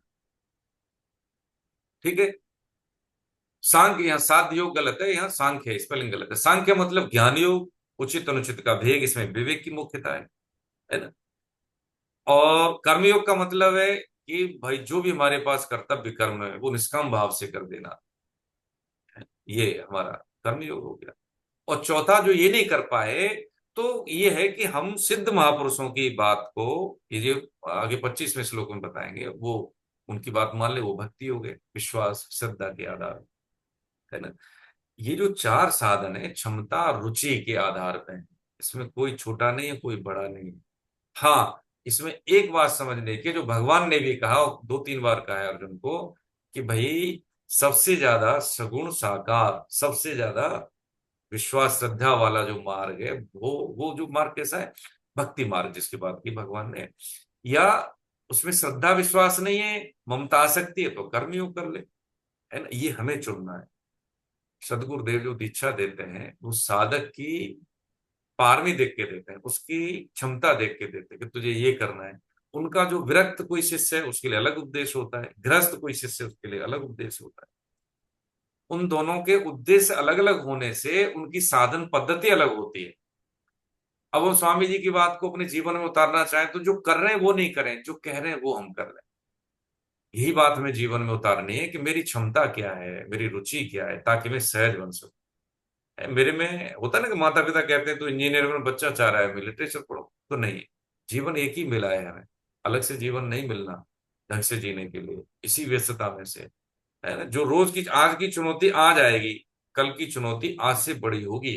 क्योंकि आज को हमने अपने आप को, आज में अपने आप को तराशा नहीं, ग्रूमिंग नहीं की, तो कल की चुनौती तो आएगी, पहले से लिस्टेड है। लेकिन आज हमें मजबूत बन लेना है। आज मजबूत नहीं बने, आज ग्रूमिंग नहीं की, तो कल की परीक्षा में फेल होंगे। इस सब के लिए है, चाहे वो विद्यार्थी है या वो काम करने वाला है, परफॉर्मर है, कोई नौकरी पेशा वाला है, गृहिणी, सब।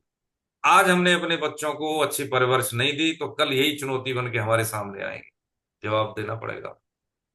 हमें लगता है ना कि हमारी बात नहीं मानता, ये ऐसे हो गया, छोड़ के चले गए।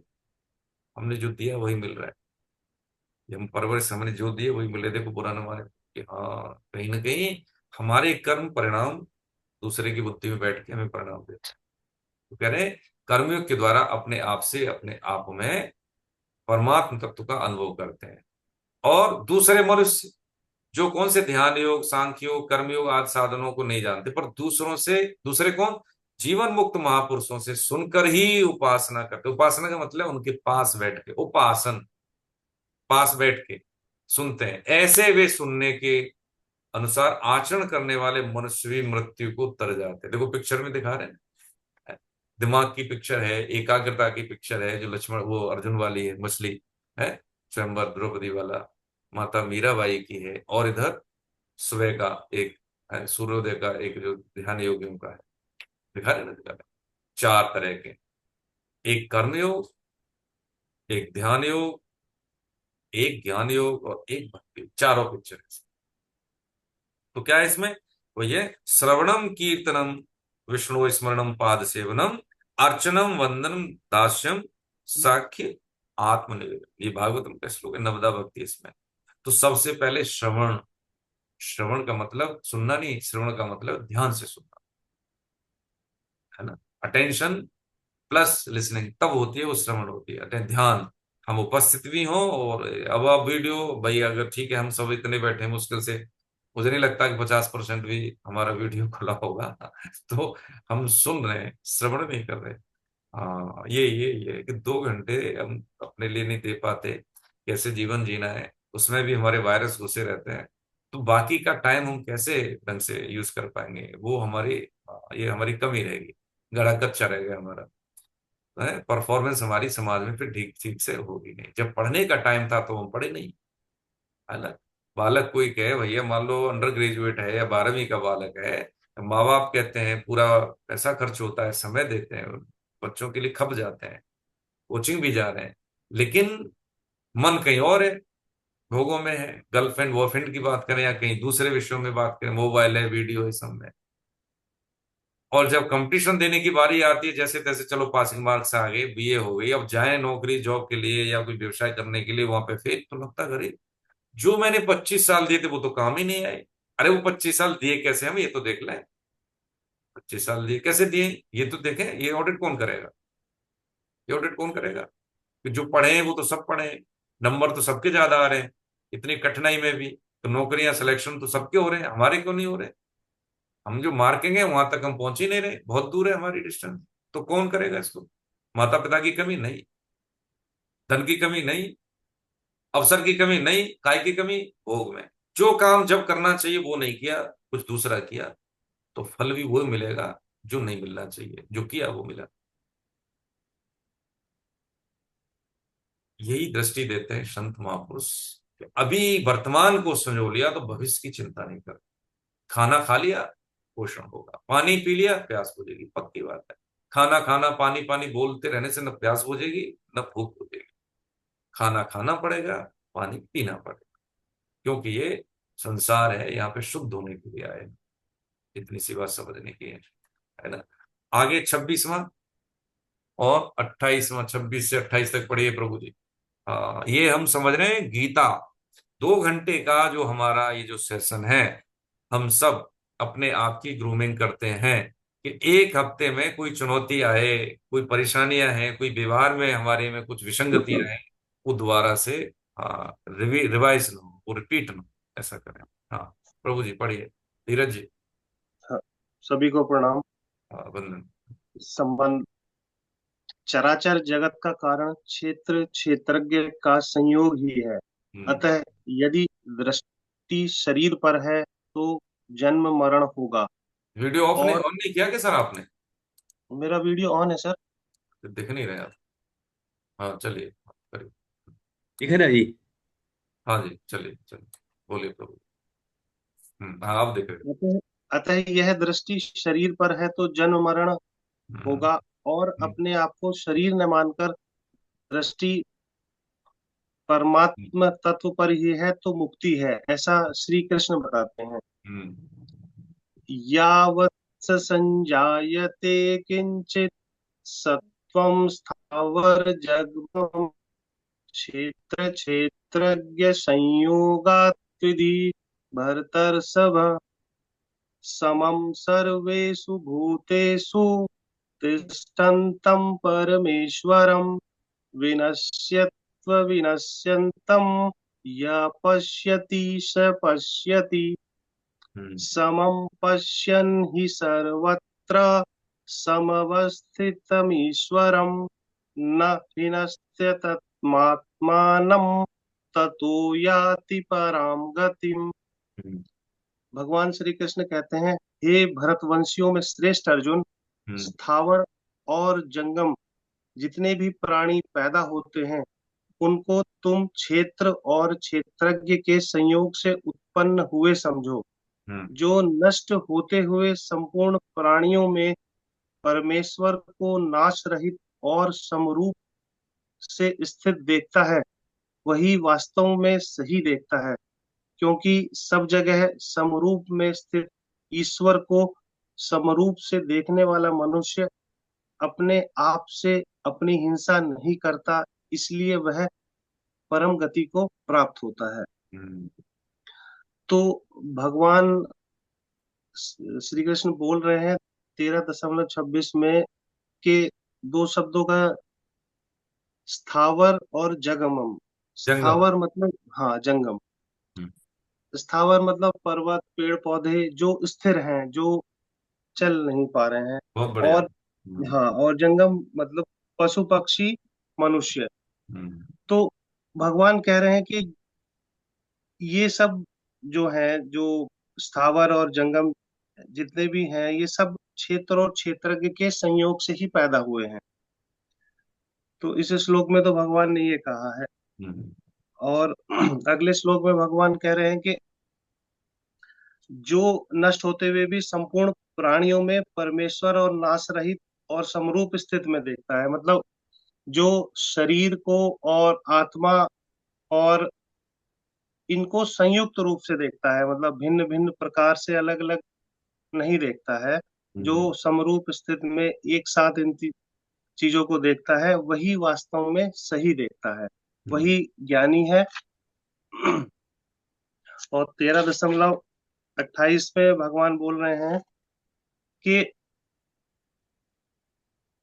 जो भी स्थावर और जंगम चर अचर आदि संपूर्ण प्राणियों में समान रूप से, मतलब समरूप से, हम्म, यानी कि भगवान की स्थिति प्रत्येक वस्तु में देखता है। हम्म, जो जो भी उसके साथ घटित हो रहा है हम्म, उसको अलग नहीं मानता, उसको हम्म, मतलब समरूपता से ही स्वीकार करता है, हम्म। वही परमात्मा को प्राप्त होता है। हरे कृष्ण। हरे कृष्ण। देखिए, इसमें सिर्फ ये समझ लेना है, क्या क्या कह रहे हैं भगवान ने 26वें श्लोक में।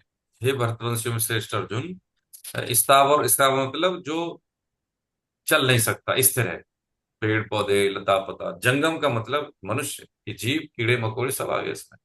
उनको तुम क्षेत्र का मतलब शरीर, जैसे होता है ना, क्षेत्र के शरीर और शरीरी यानी जो जानने वाला, यानी प्रकाशवान तत्व जीवात्मा के संयोग से उत्पन्न हुए।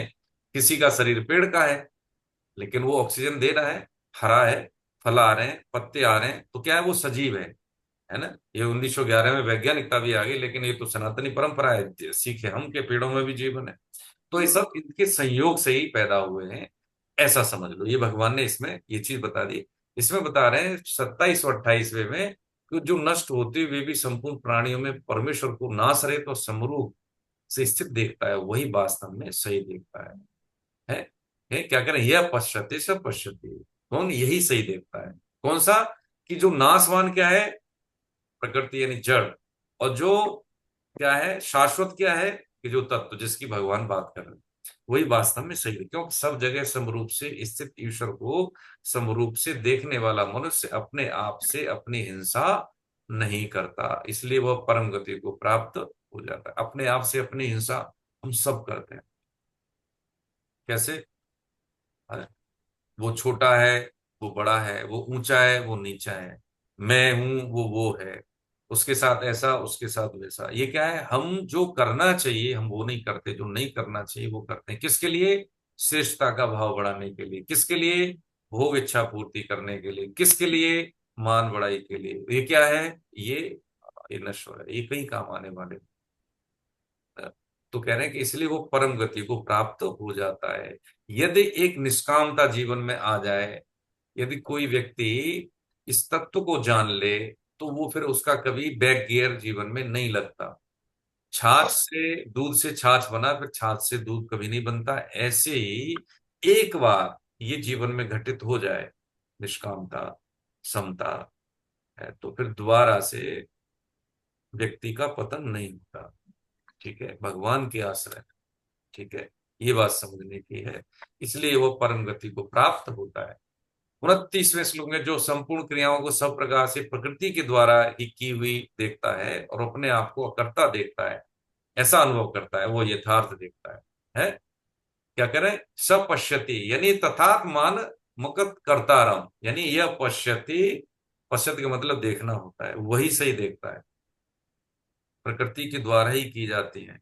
अब इस समझ में कैसे आती है, जब हम कर्तव्य कर्म करते हैं, यथानुकूल परिस्थिति के अनुसार हमारा व्यवहार तदनुकूल हो, यथानुकूल परिस्थिति के अनुसार व्यवहार तदनुकूल, ये समझ रहे हैं शब्द। तो वो हम क्या है कि क्रियाओं को सब प्रकार से प्रकृति के द्वारा ही की जाती है, वही होता है, फिर वही होता है ना। जैसे जज क्या है कि उसके सामने जैसे साक्ष्य होंगे वैसे डिसीजन देता है विधान के अनुसार। ऐसे ही जो हमारे पास परिस्थिति है, वैसा ही हम फिर करते हैं, है ना। तो क्या होता है कि हमें फिर दोष नहीं लगता है उसमें, चाहे कोई हमारा नियर एंड डियर हो, उसका नुकसान हो रहा है तो फिर होगा। जैसे भगवान कह रहे हैं ना अर्जुन को, हाँ, कि मेरे गांडीव को इन्होंने गाली दे दी बड़े भैया ने, जब करण रुक नहीं रहा था तो उन्होंने बोल दिया कि तुम्हारा गांडीव है क्या, तुम कहाँ रहते हो। तो उन्होंने कहा अब तुम्हें या तो क्या करो। तो भगवान कहते हैं इसका इलाज है भाई, हाँ, बड़े भाई पिता समान है, उनका अपमान कर दो तो उनका वध करने के जैसा है। अब उन्होंने अपमान कर दिया, जुआ हुआ आपकी वजह से, दांव पे लगाया आपने, और हमारे गांडीव को कह रहे हो काम तो सब आपने किया है। और युधिष्ठिर जी देख के क्या बोल रहा है, ये बोल के तो आगे, लेकिन फिर जब जलन हुई, मैंने बड़े भाई देवता समान का अपमान किया, पिता समान, मैं अब नहीं, जिंदा नहीं रह सकता, बहुत जलन हुई। तो उन्होंने कहा भाई इसका भी इलाज है। बोलते बताओ। कृष्ण के पास तो सबका इलाज है कि अपने मुंह अपनी तारीफ, आत्म प्रशंसा कर लो तो ये मृत्यु के बराबर है। अपने आप अपनी तारीफ सुनना या किसी को प्रेरित करना कि मेरी तारीफ करो, ऐसा कुछ। देखिए, आत्म श्लाघा बहुत बुरी बात है, बहुत गलत बात है। अपने आप की नाम बड़ाई में जीना बहुत बुरी बात। तो कह रहे हैं जो अकर्ता देखता है, अनुभव करता है, वही यथार्थ देखता है। आगे भगवान कहते हैं, मैं अभी हिंदी पढ़ूंगा क्योंकि समय बचा लेना है हमको। इतना तो हम सब जान गए, 13वें अध्याय में आ गए। संस्कृत का वाचन कैसे करते हैं सब जानते हैं। जिस काल में साधक प्राणियों के अलग अलग भावों को एक प्रकृति में ही स्थित देखता है, उस प्रकृति से ही उन सबका विस्तार देखता है, उस काल में वो ब्रह्म को प्राप्त हो जाता है। हे कुंती नंदन, ये पुरुष स्वयं अनादि होने से, गुणों से रहित होने से, अविनाशी परमात्म स्वरूप ही है। ऐसा शरीर में रहता हुआ भी वो न करता है न लिप्त होता है। अब देखिए इसको कैसे समझना। ये अध्याय कोशिश किया हमने कि बहुत टिपिकल माना जाता है गीता के सभी अध्यायों में। इसको बहुत सरल तरीके से स्वामी जी के आश्रय में समझने की हमने कोशिश की। एक व्यक्ति के 19 ऊंट थे, व्यापारी था। तो उसने वसीयत लिखी कि भाई आज में से आधे ऊंट बड़े को, और एक का मतलब चौथाई भाग छोटे बेटे को, और उसका जो रेस्ट ऑफ भाग है वो जो मिल जाए बेटी को। दो दो बेटे एक बेटी। अब उनका शरीर पूरा हो गया और उनकी वसीयत पड़ी, तो 19 ऊंट में से आधे अब ऐसे कैसे बांटो। उन्होंने कहा जैसी वसीयत के अनुसार होना है। तो पता लगा उनके एक मित्र थे, तो उन्होंने क्या 19 ऊंट है तो कैसे, तो वो अपना ऊंट लेके आए, तो उन्होंने बांध दिया उन 19 ऊंटों में। तो ऊंट कितने हो गए? 20। आधा बड़े बेटे को, तो 20 में से आधा 10 उसको दे दिया, ले जा बेटा तू। ठीक। चौथाई भाग दिया छोटे बेटे को। ठीक है, तो 20 का चौथाई कितना होता है? 5। ठीक है। 5.5। और उसका 1/4 भाग दिया किसको? जो रेस्ट ऑफ का 1/4 दिया उसको, बेटी को। बेटी 4। तो 20 का 5 कितना हुआ? 4। तो 1900 का बंटवारा हो गया। अब 20वां ऊंट जो उसने बांधा था उनके बीच में, वो अपना ऊंट लेके चला गया। तो ये जो है अविनाशी परमात्म स्वरूप हुई है क्या, ये 20वां ऊंट है। कौन? यही प्रकाशमान तत्व जिसकी बात कह रहे हैं। ये कहीं लिप्त नहीं होता। जैसे वो 20वां ऊंट था उसका दोस्त का, वो कहीं लिप्त नहीं था, लेकिन उसने सारा बंटवारा कर दिया। ऐसे ही जब एक जीवात्मा शरीर में आती है, जड़ में आती है, तो सारे काम करती है, लेकिन लिप्त कहीं नहीं होती। वो निर्विकार है, उसका कोई स्वरूप नहीं, लेकिन सब कुछ उसी से प्रकाशित। यदि वो 20वां ऊंट नहीं होता तो कोई बंटवारा नहीं, तो सारी घटनाएं घट गई, सारा जो लिखा हुआ विधान पूरा हो गया, वो वहीं का वहीं रहा, निर्लिप्त रहा, लिप्त नहीं हुआ। ऐसे ही ये बता रहे हैं कि यह पुरुष स्वयं अनादि होने से, गुणों से रहित होने से, अविनाशी परमात्म स्वरूप ही है भैया। अब हम भगवत प्राप्ति को, भगवत प्राप्ति का मतलब क्या है, कृष्ण प्राप्ति का मतलब क्या है? कोई अलग से थोड़े कि धीरज जी मुझे दिख रहे हैं, है? या हमें दिख रहे हैं, कुलदीप साहब दिख रहे हैं, कैलाश साहब दिख रहे हैं, है ना, ये सब आप दिख रहे हैं, देखो नाम तो ले ही दूं, है ना। इनके दर्शन होते नहीं है, ये देखो वीडियो बंद करके बैठ जाते हैं। देखो, है। हाँ, मुकेश साहब इंदौर से, है ना। पूनम जी, हाँ, मैडम कविता जी। अब ऐसे आपके दर्शन होते हैं, ऐसे यही है क्या भगवत प्राप्ति? भगवत प्राप्ति उन गुणों का संगनन है जो भगवान ने एक अपेक्षा के कारण सबको ही अवसर दिया है। सब में ईश्वर के दर्शन करना, मेरे से किसी की सेवा हो जाए, सत्ता शक्ति होते हुए क्षमा कर देना, ये जब ऐसा होने लगे तो भागवतिक गुण है। यही धीरे धीरे जब विस्तारित होते हैं गुण, तो सब है सिया राम वै सब जग जानी, करूं प्रणाम, जो भगवान ही माता रूप में, भगवान ही पूनम जी के रूप में बैठे हैं, भगवान ही माता कविता जी के रूप में बैठे हैं, भगवान ही है, खनकवाल साहब के रूप में बैठे हैं। सब ईश्वरी तो है, ये तो खोल है। लेकिन इस खोल के बीच में जो 20वां ऊंट है वही भगवान है। जो तो प्रभु जी यही बात भगवान यहाँ पे समझा रहे हैं। और इसको कंक्लूड करते हुए आगे कह रहे हैं भगवान कि जैसे सब जगह व्याप्त आकाश अत्यंत सूक्ष्म होने से कहीं भी लिप्त नहीं होता, ऐसे ही सब जगह परिपूर्ण आत्मा किसी भी देह में लिप्त नहीं है। ये ऊंट का उदाहरण हम समझ लिया अभी इसी को, है ना। और अंत में अब भगवान यहाँ कहते हैं ये प्रकृति का पुरुष के साथ जोड़ कैसे होता है, ये इस अध्याय की थीम है। जीव दो तरह से बनता है, एक प्रकृति से, एक प्रकृति के गुणों से। तो यहाँ पे हमने इस पूरे अध्याय में समझा है कि जीव प्रकृति से कैसे बनता है, एक प्रकार समझ लिया। दूसरा प्रकार हम अगली क्लास में समझेंगे। तो यहाँ कह रहे हैं कि जैसे एक ही सूर्य संपूर्ण संसार को प्रकाशित करता है, ऐसी क्षेत्र यानी आत्मा संपूर्ण क्षेत्र को प्रकाशित करता है।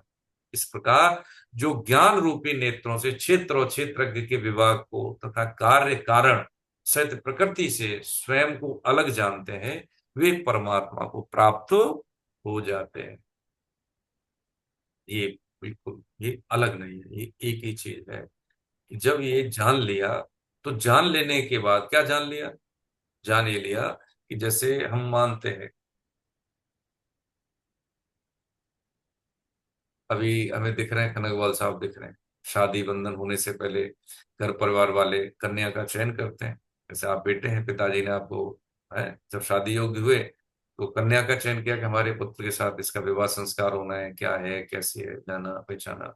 जब आपकी फर्स्ट मीटिंग होती है, मुलाकात होती है, तो कुछ चीजें हम एक साथ अपनी बुराइयों को भी नहीं बता पाते, या कोशिश करते हैं कि हम अपनी अच्छाइयों का ज्यादा हम प्रदर्शन करें या व्यक्त करें। लेकिन जैसे ही सहज भाव में जब हम आ जाते हैं, तो फिर हमने पहली बार अटेंशन दी, पत्नी ने पति को दी, पति ने पत्नी को दी, बहुत अटेंशन दी।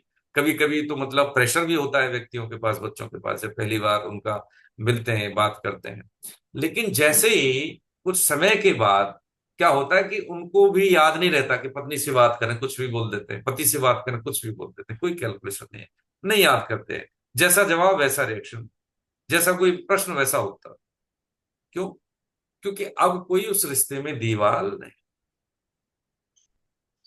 ऐसे ही जब ये प्रकृति और पुरुष का जो भेद स्पष्ट हो जाता है, तो फिर हमें भगवान और भक्त में कोई भेद नहीं जान लेता है। और जिसको जाना है उसमें कोई भेद नहीं रहता, कोई स्मृति भी नहीं रहती कि मेरे मैं क्या हूं। जैसे स्मृति नहीं रहती कि पति है तो ठीक है, ठीक है, आगे तो क्या हुआ, अरे तो कोई दिक्कत नहीं है, पति है, पत्नी है, क्या होगा, बस ऐसे ही। तो ये कह रहे कि क्षेत्र के विभाग को, क्षेत्र को, क्षेत्रज्ञ के विभाग को, और कारण से प्रकृति, कार्य हमने समझ लिया पंचमहाभूत, कारण क्या है? उपकरण, यानी पंचमहाभूत से बने विषय, विषयों का सेवन किया हमने, जैसे भी पीछे श्लोक में समझाया, वो अलग अलग जानते हैं, वो परमात्मा को जान लेते हैं, प्राप्त हो जाते हैं। यही जान लेना प्राप्त होना है। हाँ, इस बात को हम और भी कई कारणों से समझ सकते हैं। यदि हमें कुछ लग रहा है कि अभी समझ में नहीं आई, अभी हमारे किसी प्रसंग के माध्यम से, तो हम अगली क्लास में ले लेंगे। आज हम यही विराम लेते हैं प्रभु जी। और इसमें कोई शंका हो, कोई प्रश्न हो, हमसे कुछ छूटा हो, तो आप सभी का स्वागत है। सर सबको कैपेसिटी दे दीजिए, है ना, इनको सभी को कैपेसिटी दे दीजिए अपनी बात में। हरे कृष्ण प्रभु जी। हरे कृष्ण। हम्म। हाँ प्रभु जी। अनम्यूट कर सकते हैं कोई भी। हाँ, हमने कर दिया है। अग्नोत्री साहब, कृष्णा जी, हाँ, आदरणीय जैन साहब, हरे। जय जय श्री कृष्ण। एक बात पूछनी थी, जैसे अभी ये समझ में आया है कि ये हम्म। चार तरह के हमारे पास में तरीके हैं, ध्यान योग, सांख्य योग, कर्म योग और भक्ति योग। तो हम्म। हम साधकों को जिनकी बुद्धि इतनी परिपक्व नहीं है और हम उतनी शुद्धता में नहीं है, तो हम्म। हमारे लिए ये भक्ति योग का मार्ग ही सबसे उचित और मतलब हमारे हिसाब से वो सुलभ है, ऐसा है? देखिए, अगर श्रद्धा विश्वास है, हमारा मत नहीं है, मताग्रह नहीं है, तो ठीक है। लेकिन यदि हमें ममता आसक्ति है, तो हमारे लिए कर्म ही हो गए। भगवान ने तो अर्जुन के माध्यम से हमें यही बताया है कि हमें ममता है, आसक्ति है, वह है ना, वस्तुओं से है, व्यक्तियों से है, तो हमारे लिए ममता आसक्ति का हम आचरण करते हुए भी कर्म योग के माध्यम से इनसे हम मुक्त हो सकते हैं। श्रद्धा भक्ति का मतलब ये होता है कि किसी भी विपरीत परिस्थिति में भी भगवान के प्रति विपरीत भावना ना आए, तब तो ठीक है, नहीं तो दोष लग जाता है, होता है ना कई बार। हाँ, जैसे अब कौन है भक्ति भाव में? सुदामा जी, उन्होंने एक शिकायत नहीं की, गए पैदल गए, कुछ नहीं दिया, तब भी ये भाव नहीं है, इन्होंने पूछा भी नहीं। जिस उद्देश्य से आया था वो तो पर्पस सॉल्व नहीं हुआ, लेकिन फिर भी थैंक यू बोल। यदि ऐसे हैं तो ठीक है, भक्ति मार्ग ठीक है, बढ़िया। हरे कृष्ण। और किसी का कोई छूटा है तो कोई पूरी बात करें प्रभु जी। हरे कृष्ण। ओपी यादव साहब, पुरुषोत्तम हरे साहब। कृष्ण। हरे कृष्ण सर, प्रणाम। हरे कृष्ण। हाँ सर, बताएं, अनम्यूट नहीं कर। सर, हाँ सर। जी, कोई प्रश्न नहीं है सर। चलिए ठीक है, कंक्लूड करें फिर। हाँ जी। चलिए। गोविंद जय जय गोपाल, जय जय गोविंद। जय जय गोपाल, गोपाल जय जय राधा रमण हरे गोविंद, जय जय राधा। रमन गोविंद जय जय गोविंद, जय जय गोपाल, जय जय गोविंद। जय जय गोपाल जय जय जय जय राधा रमण हरे गोविंद, जय जय राधा। राधा रमन हरि गोविंद जय जय श्री राधा रमण हरे गोविंद, जय जय। राधा रमण हरि गोविंद जय जय नाम संकीर्तनम यस्य नाम संकीर्तनं यस्य सर्व पाप प्रणाशनम, सर्व पाप प्रणाशनम् प्रणामो दुःख शमनस्तम नमामि हरिं परम। प्रणामो दुःख शमनं हरि परम बोलो बांके बिहारी लाल की, की राधा जय गोविंद देव सरकार की जय। अपने अपने गुरु भगवान की, ब्यावर रामचंद्र की, जय हो पवन सुत हनुमान की, जय हो उमापति महादेव की, जय हो सब देवी देवताओं की, जय हो सब संतों की, जय हो सब भक्तों की, जय हो अनंत कोट वैष्णव वृंद की, जय हो दृश्य अदृश्य पुण्य आत्माओं की, जय आज के आनंद की। जय हो तो जय जय श्री राधे। जय श्री हे राधे नाथ, हे नाथ हे मेरे नाथ, हे मेरे मेरे नाथ नाथ, उस पर कृपा करो, मुझ पर कृपा करो मैं आपको भूलूं नहीं। मैं मैं आपको भूलूं केवल आपका हूँ, मैं केवल केवल आप ही केवल मेरे। आप ही केवल। नारायण। बहुत बहुत वंदन, प्रणाम आप सब। हरे कृष्ण। हरे अगली क्लास में मिलते हैं प्रभु जी। हरे हरे कृष्ण।